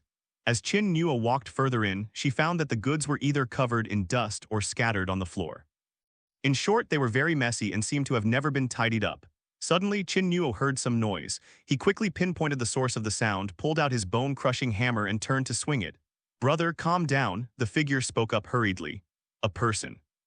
Qin Nuo was taken aback, sensing a human presence on the other person. Yes, I'm a player here, a stock clerk named Chen Yuan. Like you, I was sent here to participate in this horror game, the man laughed. Stock clerk. Qin Nuo stared at the messy shelves and the chaotic scene. Is this how you organize the goods? Given the boss's volatile temper, prone to brandishing a knife at the drop of a hat, Chen Yuan should have been torn to pieces long ago upon seeing this scene. How has Chen Yuan, with such a work ethic, managed to survive this long? Isn't that because of the country's protection mechanisms? The boss and his wife only come to check on things once a week. I can slack off for 5 days and clean up in 2 days, Chen Yuan said with a chuckle, scratching his head. Qin Nuo was astonished. So this is state intervention, a protective mechanism forcibly added. The supervision is far too lax. No wonder the hot-tempered couple ignored the mess on the floor when they came in. and only vented their anger on the goods that the thief had messed up. Thinking about my work at the Yinquan Restaurant these past few days, being harassed by the chef, being groped by a ghost while sleeping, and being targeted by a perverted customer. If it weren't for my intelligence and a bit of luck, I would have lost my life long ago. If you're not careful, you might neglect your guests. They are slow at serving food and their hands and feet are clumsy. Even a slip of the tongue that upsets other diners could cost you your life. Compared to Qin Nuo and others, Chen Yuan's job is practically like a flower in a greenhouse. This comparison left Qin Nuo feeling extremely frustrated. I was forcibly brought in, Qin Nuo said with a dark face. I really feel sorry for you. Chen Yuan looked at Qin Nuo with pity. He participated in horror games, though only twice, but he was well aware that being forcibly sent there meant there was no state protection mechanism. High risk, high mortality rate. Those who manage to return alive are all thanks to the good deeds of their ancestors. Chen Yuan stared at the bosses still arguing outside and whispered, I heard your conversation with the boss's wife. You should go back to where you came from. You can't catch that thief. And don't let the landlady's easygoing nature fool you. Even if you catch that ghost, she definitely won't give you ingredient number 8. Qin Nuo's expression darkened slightly. Why? Are you really stupid or just pretending? Chen Yuan looked Qin Nuo up and down. You, a human, want to cooperate with ghosts. Let me tell you the truth, your superiors at the Yinquan Restaurant swindled our boss before and she hates you to death. Even if I were to sell it, I wouldn't sell it to you. Qin Nuo's expression grew increasingly grave. Pinocchio didn't mention any of this to me and then he sent me to the Wraith supermarket. This is clearly a huge trap. Qin Nuo closed her eyes, seemingly making a decision. After a moment, he opened his eyes and said, Tell me about the thief in your shop. You didn't listen to anything I said. Chen Yuan asked, taken aback. Qin Nuo said, in short, I can't go back empty-handed. I have my own way. Seeing Qin Nuo's stubbornness, Chen Yuan shook his head and had no choice but to speak. This thief started coming about a week ago, and he only ever steals the expensive things to eat. By now, the goods that Ghost has eaten are worth over 8,000 ghost coins. If this continues, it won't be long before this shop has to close down. Although Chen Yuan said this, there was no pessimistic expression on his face. He has 2 more days to finish this instance. He can just log out and collect his reward. Whether the Wraith supermarket closes down or not is no longer his concern. Can't the boss and his wife catch it? Qin Nuo asked. The couple didn't look like weak ghosts. That thief wasn't particularly aggressive, but he was quite cunning. Every time the owner and his wife were about to catch it, they would suddenly act as if possessed, let the thief go, and then walk back to the front desk in a daze, only coming back to their senses after a while. That thief probably possesses some kind of ability to drive ghosts mad. And it seems to be injured. Its appetite has been increasing these past few days. As soon as it finishes eating, it hides in a corner of the supermarket, waiting to come out and steal more food when it gets hungry, Chen Yuan said. At first, the thief would always disrupt his goods and he also wanted to catch him. But later he gave up and the thief had no intention of harming Chen Yuan, so he let it be. Upon hearing this, Qin Nuo can be fairly certain of one thing. The ghost that the system mentioned that could be fused with is most likely this thief. After a moment's thought, Qin Nuo suddenly had a solution that would satisfy both sides. However, the prerequisite is catching this thief. When does it usually come out to steal food? Qin Nuo asked. This guy's appetite has been enormous lately. He comes out to sneak food at least 3 times a day. I reckon he'll definitely be out again tonight, Chen Yuan asserted. Okay, we'll wait for it to come out tonight, Qin Nuo said. He has a whole day. As long as he returns to the restaurant with ingredient number 8 before 6 a.m., he will have completed his task. Basically, tonight is the only chance. No need to squat, it will swagger out, Chen Yuan said. At first, it was a little timid, but later it discovered that no one could do anything to it, so it became bolder and bolder. Now, whenever I'm hungry, I just stroll out and eat without a care in the world, treating the supermarket like my own home. Qin Nuo nodded in realization, asked no further questions, and walked out of the shelf area. Over at the front desk, the boss and his wife must have been tired of arguing because they finally quieted down. The proprietress pulled the dagger that had been embedded in her heart and smiled at Qin Nuo, asking, So did you see the thief? No, but your employee Chen Yuan gave me some information about the thief. I'll make my move again tonight. Little Chen. He is indeed a rare and dedicated employee. Every time I check, he has the shelves neatly arranged and in an orderly manner. The proprietress chuckled, very satisfied with Chen Yuan being conscientious and responsible. If you saw him eating instant noodles and playing games on the shelf, you probably wouldn't say that. But it must be said, Qin Nuo was indeed envious. Players enjoying horror games under the protection mechanism are incredibly comfortable. The usually irritable shopkeeper suddenly changed his attitude towards Qin Nuo, saying, "Catch that damn thief. Whatever ingredients you want, we'll sell them to you. I'd even give it to you for free, not just sell it." Qin Nuo knew their ulterior motives and put on an expression of complete trust. "I will definitely do my best." Evening arrived quickly. The streets were swallowed by darkness, desolate, and seemingly filled with all sorts of unknown dangers. The roller shutter door was pulled down. The Wraith supermarket is also closed. The boss and his wife have disappeared.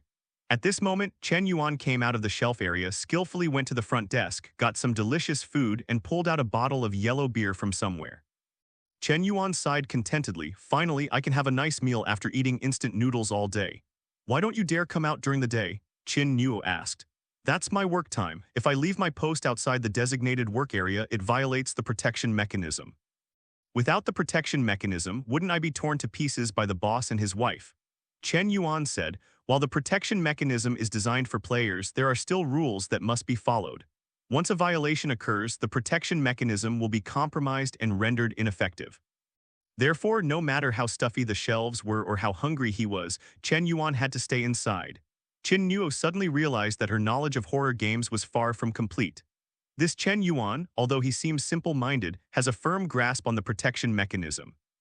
That's probably why he's been able to live comfortably until now. Bang! Suddenly, the shelves in the darkness collapsed, sending goods flying and creating a loud commotion. Chen Yuan took a big gulp of beer and said, "Look, that glutton is out." "Aren't you coming with me to catch them?" Qin Nuo asked, looking at Chen Yuan, who remained unmoved. Chen Yuan put down the duck carcass in his mouth and said, "If you can't catch it, it'll run away in the blink of an eye. Besides, even if you do catch it, that ghost can possess you, making you dizzy and disoriented before you run away. Don't I have any idea how many times the boss and his wife have been humiliated? As long as it doesn't bother me, I won't go looking for that troublesome guy." Chen Yuan peeled a grilled sausage and ate it as he spoke. Qin Nuo didn't say anything and walked towards the shelf area. The thief heard footsteps on the display shelf and vanished in a flash. Qin Nuo looked at the torn packaging scattered all over the floor. Goodness, they're quite picky eaters, only choosing the expensive stuff. "Hey bro, I've got some good food here. Come out for a bit, let's be friends, okay?" Qin Nuo called out. Outside, Chen Yuan rolled his eyes upon hearing this. "If that can lure out that ghost, I'll eat shit upside down." Seeing no movement, Qin Nuo smiled, took out the Tai Sui meat from the toolbar, and placed it on the ground. Qin Nuo couldn't see or smell anything particularly appealing about the Tai Sui meat, but since the system said so, he still wanted to give it a try. Little did he know that when the flesh of the Tai Sui was exposed to the air, an invisible, irresistible, and maddening odor had already spread. In the darkness, the thief's eyes suddenly lit up, and his body was uncontrollably drawn towards it. Hearing a noise, Qin Nuo turned her head and saw a dark figure slowly emerging from the darkness. This is an invisible, illusory ghost. Its only distinctive feature is that its entire body is covered in blood-red eyes, making it look terrifying. Qin Nuo waved to it in a friendly manner. "Hello." It glanced at Qin Nuo, and the next second the piece of Tai Sui meat was in its hand. Without any hesitation, it swallowed it whole. Then its 9 eerie, blood-red eyes narrowed slightly, revealing an expression of enjoyment. "You ate my food, now can we be friends?" Qin Nuo said. "Idiot." To everyone's surprise, the glutton uttered in human language, revealing a deep sense of sarcasm, and turned to leave. "Sigh, I just wanted to make a friend, but unfortunately I still have so much flesh on me, I don't even know who to give it to." Qin Nuo sighed, looking regretful and lonely. The glutton stopped and asked, "Do you have any more?" "I have plenty on me. Want to be friends with a tycoon like me? I'll feed you all you want." Qin Nuo said amicably. The glutton wasn't buying it and sneered. "You humans are the most cunning, but don't treat me like a fool. Make friends. You want to capture me, don't you? If you have something delicious on you, I can just snatch it from you. Why are you wasting my breath talking to me like this?" Qin Nuo froze. That seems to make sense. Seeing Qin Nuo's bewildered expression, the gluttonous ghost became even more smug and immediately pounced on him. "Something's wrong, get out of the way." Hearing the commotion, Chen Yuan came over and seeing this scene quickly called out. "This gluttonous spirit possesses someone of its own kind. It can control them, let alone humans." But it was too late. Qin Nuo's body stiffened as the gluttonous ghost possessed him and took control of his body. "Let me see where you hid the delicious food." The glutton asked excitedly, licking his lips. The flavor of the Tai Sui meat is unforgettable. It has never eaten anything so delicious in its entire life. But soon the glutton realized something was wrong. It cannot control this body. What shocked it even more was that it couldn't get out. It was as if it were trapped in a cage. "What's going on?" the glutton asked, somewhat bewildered. "Hey, are you all right? Are you still conscious?" Chen Yuan waved his hand in front of Qin Nuo's eyes. Qin Nuo touched her face and smiled. "I'm fine. That shouldn't be the case." Chen Yuan scratched his head. Inside Qin Nuo's body, the gluttonous ghost struggled desperately but couldn't escape. Then, as if struck by a sudden realization, it exclaimed in horror, "Human, is something wrong with your body?" Qin Nuo feigned a confused look. "I don't know, I thought I was doomed." The glutton's face instantly turned extremely ugly. Being trapped inside is bad enough, but not even having control over one's own body is enough to drive a ghost mad. It happened so suddenly that even it was stunned. Qin Nuo chuckled inwardly. The yin-yang nightmare body is specifically designed to imprison ghosts and spirits. No matter how powerful a ghost is, once inside the body it becomes a prisoner. The ghost trapped inside has only two choices. Either sign a contract with the host and choose to merge and coexist. Either you obediently let the yin-yang nightmare body slowly corrode and digest you. Qin Nuo knew he couldn't catch the ghost. The only way was to let it possess him on its own. The Tai Sui meat was merely bait thrown out. The real trap is to lure it into possessing you. Soon, the gluttonous ghost was horrified to discover that its body was melting away little by little, becoming increasingly blurry. "This special constitution is corrupting me." The glutton's 9 eyes trembled as he considered the extremely serious consequences. "Your situation looks very bad. Are you going to die?" Qin Nuo asked with concern. The gluttonous ghost paid no attention to Qin Nuo's words, frantically searching for a way to escape. The thought of being reduced to ashes filled it with instinctive fear. "You look so pitiful, let me think of something to help you. I've heard that by signing a cursed contract with a host and fusing with a special constitution, one can survive." Fusion? The gluttonous ghost was taken aback. It had forgotten about that. But make a cursed pact with humans. This is an unbearable insult to it. Before the gluttonous ghost could speak, Qin Nuo added, "Forget it. Merging with a ghost sounds disgusting and it wouldn't do me any good. You vanished into nothingness inside me and it doesn't seem to have affected me at all. Why bother merging with you and suffering like this?" Qin Nuo quickly changed her mind and even slapped herself, seemingly blaming herself for being so foul-mouthed. The glutton suddenly realized his mistake. "Yes, we're all going to turn to ashes anyway. What's the point of caring about dignity?" It quickly said, "Wait. Friend, I think your idea will work." Qin Nuo shook her head. "I think it's too much of a loss. This is my body, letting a ghost live in it. Putting aside any potential risks, what I do will be seen by a ghost. There's no privacy at all." The glutton's body had become so blurred that it was almost transparent. His consciousness gradually faded. It hurriedly said, "All right, let's sign a cursed contract. You decide the terms." "I'll decide, are you sure?" "Sure." Qin Nuo clicked his tongue, as if he had suffered a great loss, and said helplessly, "Fine, seeing how badly you've been corroded, you might as well accept it. Thank you, you're a good person. I don't have time now, but I'll teach you how to do it." "No need to teach me, I know how." Qin Nuo smiled slightly, bit the tip of her thumb, and drew a strange pattern on the ground. Chen Yuan, who had been watching Qin Nuo mutter to himself from the beginning, finally reacted and exclaimed in shock, "Holy crap. You're not negotiating with that ghost, are you?" Qin Nuo ignored Chen Yuan, finished drawing the blood curse to activate the contract, and said, "Your turn." After speaking, Qin Nuo unconsciously raised his other hand, which was wrapped in ghostly energy, and pointed his thumb at it. Ding. "Congratulations on gaining the right to enter into a contract with the ghost. Please draft the contract's terms. If both parties agree, both will unconditionally obey the contract's terms from now on." Qin Nuo had already thought it through and quickly finalized the plan. Contractual decree: by fusing with the ghost, the host's safety is unconditionally guaranteed. However, in the event of fatal injury, the host must intervene to stop it. Time limit: 1 year. Protect you for a year. The glutton was stunned, his expression turning quite ugly. "Otherwise, you're no use to me, are you? Do you expect me to date you?" Qin Nuo said. "It's only been a year, it'll be over in the blink of an eye." The glutton remained silent. Time waits for no one. "If you don't want to, that's fine too. I'm not really keen on it anyway." Qin Nuo's casual tone suggested she didn't care at all. "Make a deal." The glutton didn't hesitate any longer and gritted his teeth to agree. Immediately afterwards, Qin Nuo felt a surge of heat in her chest. "Ding, congratulations, host, you have successfully fused with the ghostly entity. Your level is A+, can be taken out of the dungeon." The host gains control and can freely choose any part of their body for the fused demon to inhabit. "My right hand, I'll go with it." Qin Nuo thought for a moment and chose her right hand, which was the one she was most used to. "It's a bit of a loss to give your first girlfriend to a ghost. But if any trouble arises in the future, the right hand will be the most convenient limb to use." Immediately, a large number of black threads appeared on Qin Nuo's right hand, like a spider web, climbing and spreading outwards, looking extremely terrifying. Patches of lividity appeared on his hands, and the putrid stench of death was extremely pungent. Ding. Congratulations, host, you have completed the allocation of the Fusion Ghost and obtained the Fusion Ghost Information Panel. Open the Information Panel. Fusion Demon, Blood-Eyed Demon, Grade A+, Ability Mental Realm, Ghost Power 3000 points peak.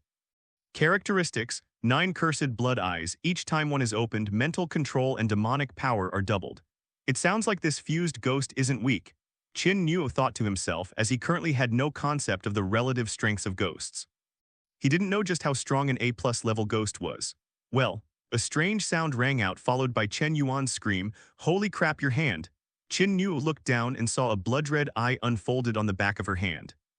The eyeball moved, seemingly adjusting to the new environment. Then that eyeball stared at Qin Nuo, filled with humiliation and resentment. Qin Nuo said, "I saved your life, what kind of look is that? Human, confess honestly, was this a trap you set from the very beginning?" The slow-witted blood-eyed ghost finally realized that something was wrong. What kind of trap? Qin Nuo scratched his head, confused. The blood-eyed demon wasn't buying Qin Nuo's act of feigning ignorance. He was convinced he'd fallen into the human's trap. He claimed to know nothing, yet he skillfully completed every step of the contract. "Are you kidding me? But it's no use saying anything now. Blood-eyed demon can only accept his fate." The eyes on the back of the hand closed again. The corpse energy on his right hand dissipated. Ding, congratulations, host, for completing the passive mission and obtaining a silver-level treasure chest X1. Qin Nuo didn't rush to open it, tossed it into the toolbar, and then looked at Chen Yuan, who was already dumbfounded. "Isn't this pretty easy?" Chen Yuan swallowed hard. "Goodness, you ate that ghost. It's in my right hand and for now it's under my control. I'll have to work for it for a year before I'll be free," Qin Nuo explained simply. "This game can be played like this. You can give it a try." Chen Yuan curled his lip. "I wouldn't be so foolish." Qin Nuo didn't have time to chat with Chen Yuan and walked out of the shelf area. The owner and his wife appeared at the front desk sometime during the event. The shop owner glared at Qin Nuo. "Making such a fuss, are you trying to tear my shop down? To catch that thief making a big commotion is unavoidable." The proprietress was taken aback. "You mean you caught that thief?" "Gotcha. How were you caught?" "You don't need to worry about that. From now on, your goods will no longer be lost." After saying that, Qin Nuo added, "If you don't believe me, you can ask your stock clerk. He saw it with his own eyes." Hiding behind the shelf, Chen Yuan cursed under his breath for being so dishonest, but had no choice but to bite the bullet and come out. "Boss lady, he really did catch the thief." The shop owner rushed into the shelving area, sniffed the air a few times, and suddenly exclaimed excitedly, "That awful smell is really gone. That little thief has really been caught." The proprietress seemed surprised and asked, "What did you do with it?" "Killed." The couple clearly did not believe Qin Nuo's answer. Qin Nuo, regardless of whether people believed her or not, said, "I've solved the problem for you. Shouldn't you give me ingredient number 8 now?" The proprietress didn't say anything, turned around, took a stack of ghost coins and stuffed them into Qin Nuo's hand. "Ingredient number 8 is actually sold out. Consider this a thank you fee, take it home." Qin Nuo, clutching the ghost coin, looked up and said, "Boss lady, that's not fair. Enough with the nonsense, take the benefits and get out of here. You guys from Yinquan Restaurant, you ripped us off last time, we've already settled the score with you." Seeing that he had achieved his goal, the boss revealed his true colors and glared at Qin Nuo. Chen Yuan sighed helplessly. "I told you so long ago, why won't you listen?" Qin Nuo's expression remained calm. "All I know is that this was something we agreed upon beforehand. Little brother, don't make things too tense, you'll only suffer. Forget about ingredient number 8, go back," the proprietress said calmly. "In that case, I'll return the thief to you." Qin Nuo's words surprised both the couple. "Is that ghost on you? Didn't you say you were going to kill him?" Qin Nuo smiled. "I lied to you, but didn't you lie to me too? It possessed me and signed a cursed pact with me. I can't bring back food item number 8 today, so your shop doesn't need to stay open. Making a ruckus is a win-win situation, isn't it?" The proprietress's eyes suddenly turned fierce, and her voice became sharp and piercing. "Are you threatening us?"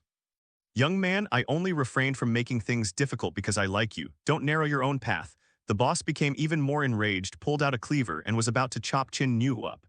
"Demon's Eye, you gain plus 50 rage from the ghost couple. Reward 10 pieces of Tai Sui meat. Reward 50 ghost power points." Qin Nuo stared blankly at the ghost couple, but inwardly she felt a pang of panic. She pleaded with the blood-eyed ghost, "Hey buddy, come out and help us out. Weren't you so tough?" "Solve it yourself then," the blood-eyed demon sneered. Because of the cursed contract, it only needs to ensure Qin Nuo's safety. As for other matters, it's quite happy to see Qin Nuo suffer setbacks. Would you like to try a piece of Tai Sui meat? Upon hearing about the flesh of the Tai Sui, the blood-eyed demon immediately lost his composure. That stuff smells amazing. Make a deal. Cooperate with me in a play and see how your acting goes, Qin Nuo said. Over there, the boss glanced at his wife. This rat is practically stepping on our heads, can you tolerate that? The proprietress, her face grim, was about to speak when Qin Nuo's right hand suddenly became covered in black threads, emitting a foul stench of decay. The eye on the back of his hand reopened, looked at the ghost couple and said, "Yes, kill this brat and I can get out. I haven't had enough of what you have at your shop, I'm going to stay here forever." Upon hearing this, the ghost couple's faces darkened. They were unaware of the death contract and believed the blood-eyed demon's words that it could emerge as soon as Qin Nuo died. If we don't hand over ingredient number 8, once Qin Nuo dies, this glutton will surely cling to it forever, eating until he's bankrupt. After thinking it over and over, using one ingredient number 8 seems like a good deal. As long as this plague gets rid of, the supermarket can make up for any losses, no matter how big. You little brat, you're ruthless. The landlady's face was very ugly. After being ripped off by Yinquan Restaurant, she swore she would never sell them any ingredients again, but now she's really proven wrong. I can sell it to you, but it has to be 2,000 ghost coins, not a penny less. Of course. Qin Nuo smiled slightly. That Pinocchio guy still had some conscience. At least he actually gave Qin Nuo a black gold card for spending ghost coins. 2,000 ghost coins, not a penny more or less. The bloodshot eye on the back of his hand closed. Qin Nuo secretly gave the blood-eyed demon a thumbs up. Buddy, you're pretty clever using this method to scare them. What drives the ghost couple most crazy is the blood-eyed ghost.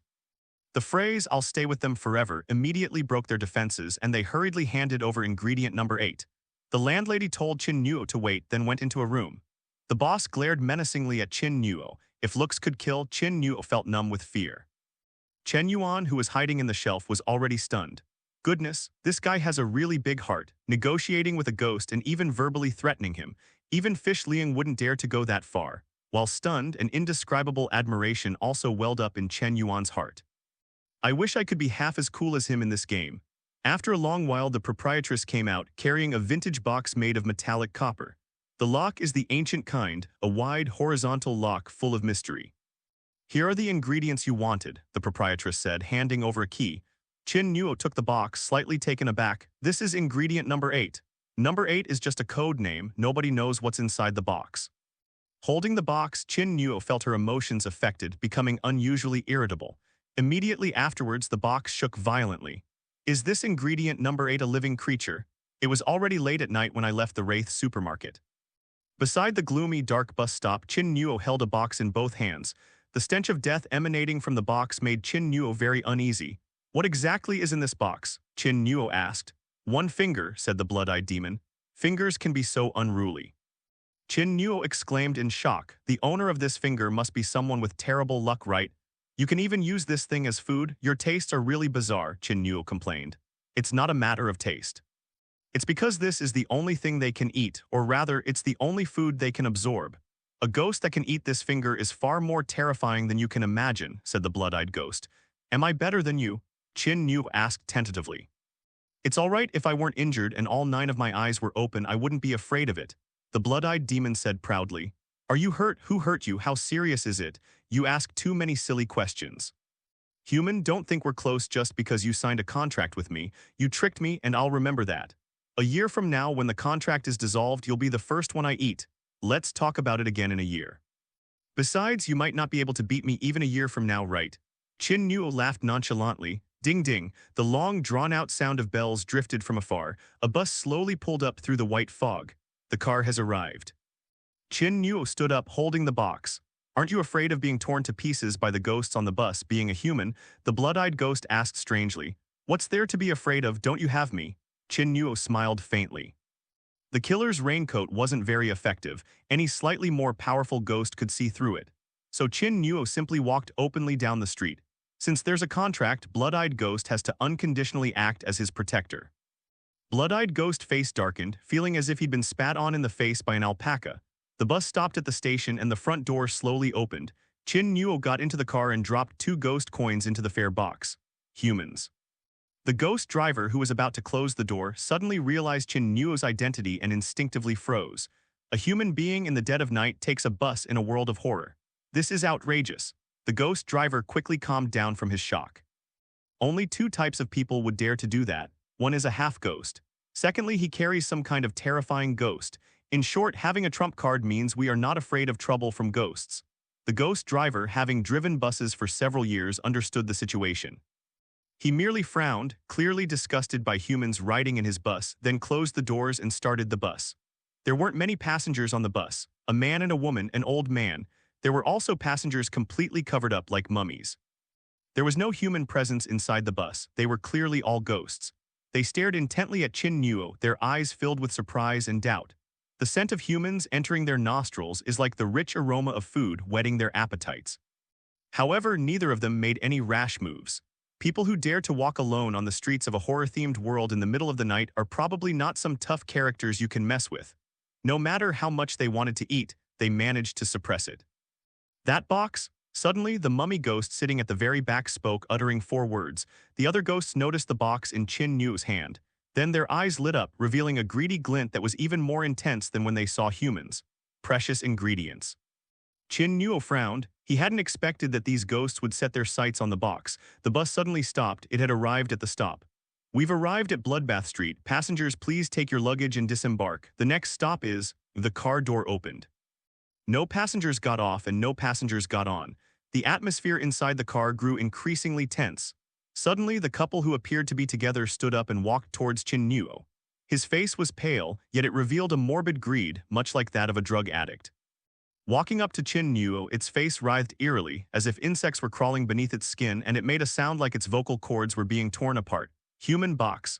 Before it could finish speaking, Qin Nuo coldly interrupted, "Get out." The man's eyes flashed with anger. He had never been so humiliated by a human before. But the more this is the case, the more wary it becomes. It struggled for a while but eventually retreated and sat back in its original position. Soon the bus arrived at the stop again.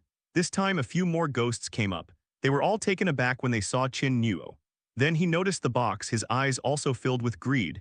After several stops, the number of passengers on the train began to increase. All their gazes were fixed on Qin Nuo's position by the window. That look in his eyes was like a fat sheep on a chopping board, being stared at by countless hungry wolves. If Qin Nuo hadn't had such a strong mental fortitude, an ordinary person would probably have been scared out of their wits. "Everyone, I think you're all interested in that box, right?"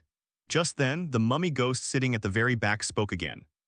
It looked at Qin Nuo, a chilling smile on its face. No matter how powerful a human is, he can't overpower a multitude of ghosts. Let's all attack together, tear this brat to shreds first, and then we'll divide the contents of that box among ourselves. How about it? If outsiders heard that a human had scared all the ghosts on the bus into submission, it would be a huge joke. The mummy ghost laughed. It also set its sights on that box. But since they didn't dare to go up themselves, they started instigating others to go up together. Because of the talk of the mummy ghost, many passengers were itching to go. This stagnant atmosphere only needs one spark to ignite it. The mummy sneered inwardly. It knew it had achieved its goal. All it needed now was for a few more voices to chime in, and the passengers would swarm and pounce on Qin Nuo. Qin Nuo looked at the restless passengers and felt uneasy. He originally relied on the blood-eyed ghost to intimidate these ghosts and make it to the station. Now, thanks to the mummy ghost instigation, the situation seems to be getting out of control. To be honest, if all these passengers rushed on board, he really didn't think the blood-eyed ghost could protect him. Qin Nuo understands now. Why did the proprietress say he couldn't bring back ingredient number 8? This is hotter than a scalding hot taro. This thing is more alluring to ghosts than to humans. The scene became restless, but no ghost dared to take the lid. Qin Nuo suddenly had an idea. "Brother," the blood-eyed ghost said, "what, you want me to take care of all the ghosts in this truck? Don't get your hopes up. I'm injured right now. I don't have that ability. Take my advice. If you want to live, obediently hand over that ingredient and you'll make it to your destination alive." Qin Nuo ignored the blood-eyed ghost's words and asked, "Then can you defeat the mummy at the very back?" "If it's just one, I'll torture it so badly its own mother wouldn't recognize it," the blood-eyed demon said. "Okay, let's do it," Qin Nuo immediately replied. "Now." "Yes, let's take on just one." As the atmosphere inside the bus grew increasingly tense, with all the passengers eyeing the box in Qin Nuo's hand with predatory intent, Qin Nuo suddenly stood up and walked to the back of the car. Everyone was taken aback. What are you going to do? The mummy ghost sitting in the last seat was also taken aback. Immediately afterwards, it saw that Qin Nuo's right hand was suddenly covered with lividity and emitted a strong aura of death. A bloodshot eye opened on the back of the hand. A half-ghost, the mummy's expression changed. Qin Nuo suddenly took a step forward and slapped him hard across the face. The mummy ghost was terrified and tried to get away, but that bloodshot eye seemed to possess some kind of magic. The moment their eyes met, the mummy felt dizzy. Within 2 seconds, it lost consciousness. Bang! The slap landed with terrifying force, slamming the mummy's head hard against the car body, piercing right through the thick sheet metal. The mummy ghost pulled its head back, its eyes blazing with fury. You? What do you mean you? I'm going to punch you. You've been being sarcastic and mean since earlier. Are you itching for a beating? These words were not spoken by Qin Nuo, but by the blood-eyed demon. It had long disliked this ghost. The mummy ghost had clearly broken down, the rotting cloths covering its entire body loosened, revealing decaying flesh and blood. A hand reached out to grab Qin Nuo's head. Qin Nuo raised his right hand and swung it hard. With a tearing sound, the mummy ghost's arm flew out and smashed into the car window, leaving it a bloody mess. The mummy's ghostly eyes held a look of astonishment. Use this to get rid of him. Qin Nuo took a human bone nail from the toolbar and held it in his right palm. With a slap of his right hand, he drove the bone nail completely into the mummy's head. The mummy screamed in agony as its body rotted at a visible rate. In just a few seconds, all that remained on the chair was a pile of scattered strips of cloth and a mass of mangled flesh. Qin Nuo straightened her clothes, turned to look at the somewhat bewildered passengers and smiled, sorry for the noise. I don't like those buzzing, fly-like chatterers on the bus, so I gave them a proper talking to. It's all right, everyone go about your business. With that, Qin Nuo returned to her seat. The ghosts stared at each other wide-eyed. Is this what you call a proper lesson? It's all turned into a pile of mud. Many ghosts looked at Qin Nuo, especially his right hand, revealing deep apprehension and fear. Some of the ghosts that had stood up ready to pounce obediently sat back down after seeing this scene. Who would have thought that this human was actually a half-ghost and so ruthless? Inside the bus, I killed one ghost in front of all the other ghosts. The previously tense atmosphere inside the bus suddenly eased considerably. Qin Nuo glanced around, her body gradually relaxing. The tactic of making an example of someone to scare others works on everyone, even ghosts. The nail that sticks out gets hammered down. Before long, the bus arrived at the Yinquan Restaurant stop. Qin Nuo got off the car smoothly with the box in her arms and walked towards the restaurant. The restaurant door was not closed. Even though the lights inside were still bright, it was deserted, and not a single ghost was to be seen. As soon as Qin Nuo stepped into the restaurant lobby, a familiar voice rang in her ears. I never expected you to come back alive, Pinocchio said. Qin Nuo tossed the box to it, saying expressionlessly, I've completed the task, and I hope you're a boss of your word. Pinocchio glanced down at the box, then at Qin Nuo. Don't worry, Yinquan Restaurant never owes its employees anything. Go back and rest first. Meet here promptly tomorrow. After saying that, Pinocchio left. Qin Nuo stretched, wondering if Liu Jiaqi's task went smoothly today. On my way back to the dorm, I stopped in my tracks past the empty vending machine. A bottle of water, a cup of instant noodles, and 2 sausages, please. Qin Nuo patted the newly sewn-up metal sheet of the vending machine. There was a jolt. Everything Qin Nuo wanted, without missing a single item, rolled out. The vending machine ghost glanced at Qin Nuo as if it had noticed something and said suspiciously, something seems off about your body. Then it suddenly exclaimed in horror, when did a ghost get inside you? It not only sensed the presence of the blood-eyed demon, furthermore it was clear that it was a very terrifying ghost. What are you yelling about? It's just a ghost, it's not going to eat you. Qin Nuo took a sip of water, said speechlessly, and left with the food. The vending machine ghost broke out in a cold sweat and felt an even greater fear of Qin Nuo. Bedroom 404. Liu Jiaqi huddled by the bed, trembling all over. Looking at the empty bed next to her, she was on the verge of tears, completely devastated. Wang Yang was kidnapped by a ghost, and Qin Nuo was killed by Pinocchio. Tomorrow it'll definitely be my turn. Wah, Mom, I can't come back to see you, I'm so sorry. Just as Liu Jiaqi was about to burst into tears, the doorknob was suddenly turned. Liu Jiaqi looked terrified, quickly got out of bed and grabbed a pair of scissors from the table. The door was opened and dim light shone in. A figure appeared in the doorway. Liu Jiaqi gripped the scissors tightly with both hands, let out a scream and stabbed fiercely at the figure. Qin Nuo snatched the scissors from Liu Jiaqi, easily restrained her and threw her onto the bed. With her other hand, she tossed the scissors back onto the table. If a ghost really comes in, keep these scissors. Don't use them to stab the ghost, use them to commit suicide.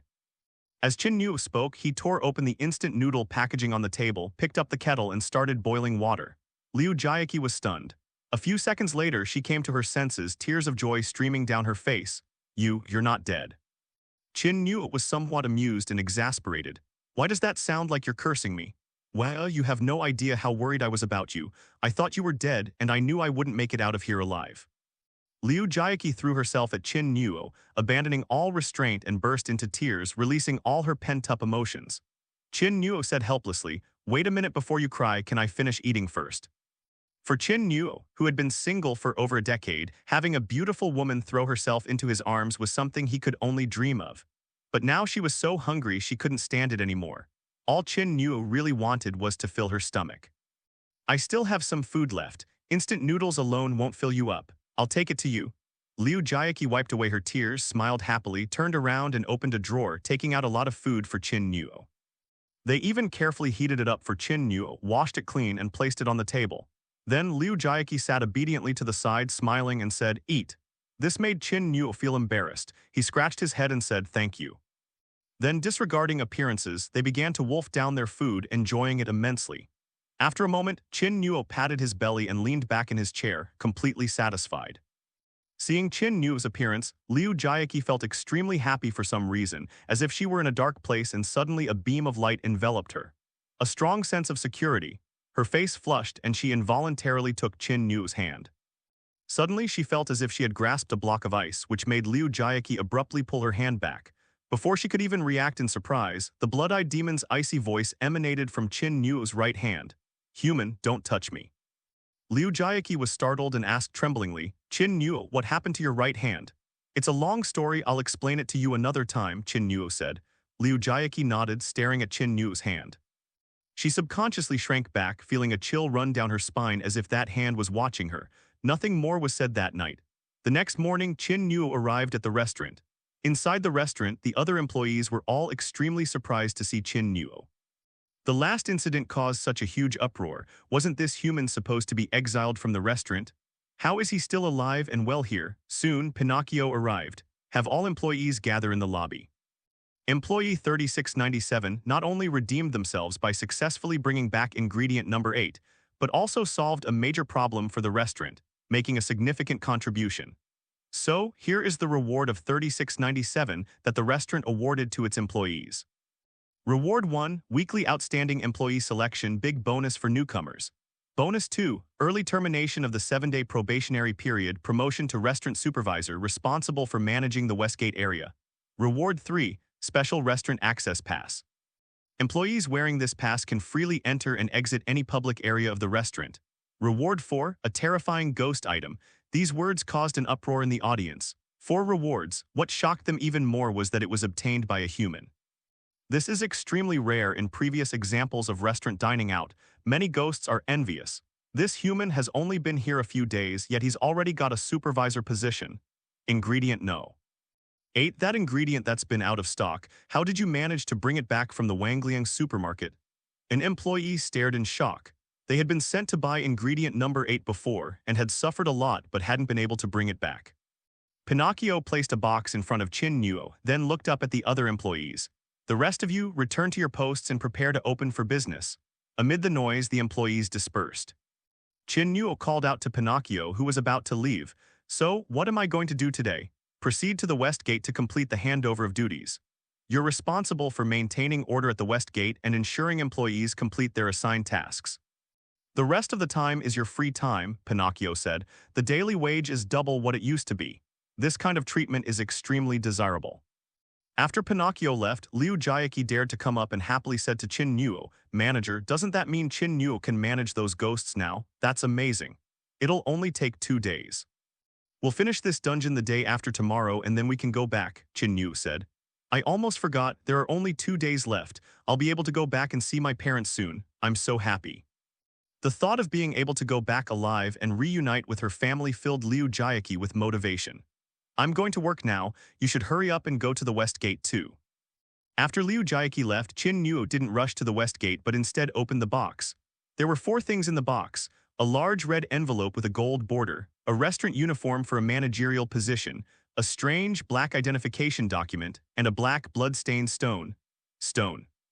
Ghost Qin Nuo was taken aback. A rotten rock, and it's a terrifying ghost. Ghosts are categorized into dangerous, terrifying, horrifying, cataclysmic, destructive, and annihilation. It's terrifying. It should be considered a very powerful ghost. On Earth, Qin Nuo had heard several times in the news about top-tier players bringing back terrifying monsters after completing dungeons, which were said to fetch hundreds of millions of dollars. This stone, with its extremely poor appearance, is rated as horrible, which makes me feel like it lowers its value. That's what they say.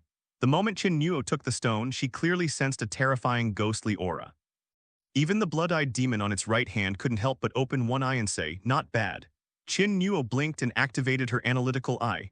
Analysis of the eye: ghost, the burial stone of ghosts. On the mass grave, it witnessed a brutal war. The enemy, having run out of ammunition and supplies, in order to eliminate any future threats, used a stone to smash the heads of the defenseless enemies one by one, finally throwing them into the valley strewn with corpses, burying them beneath the piles of bodies. This stone actually took 107 lives. Qin Nuo exclaimed in shock. The more concentrated the aura of death, the more terrifying the ghost. This stone from the mass grave is a treasure. Qin Nuo put the ghost burial stone into the toolbar, changed into the manager's restaurant uniform, and straightened her clothes in front of the mirror. Although I've been promoted, I still have to work diligently, otherwise, if that ruthless Pinocchio finds fault with me, things will get complicated. Westgate. The restaurant has officially opened for business. The employees got back to their work. "You two stinking rats, what are you dawdling about for? If you neglect our guests and cause me trouble, I'll eat you alive." The devilish chef, while cooking, saw the two waiters arrive late and angrily berated them. Liu Xing and Zhang Yu, in a panic, quickly picked up the dishes and ran towards the door. The cook left, and both of them breathed a sigh of relief and wiped away a cold sweat. "I can't take it anymore. If this continues, I'm going to go crazy," Liu Xing said, clutching his head on the verge of collapse.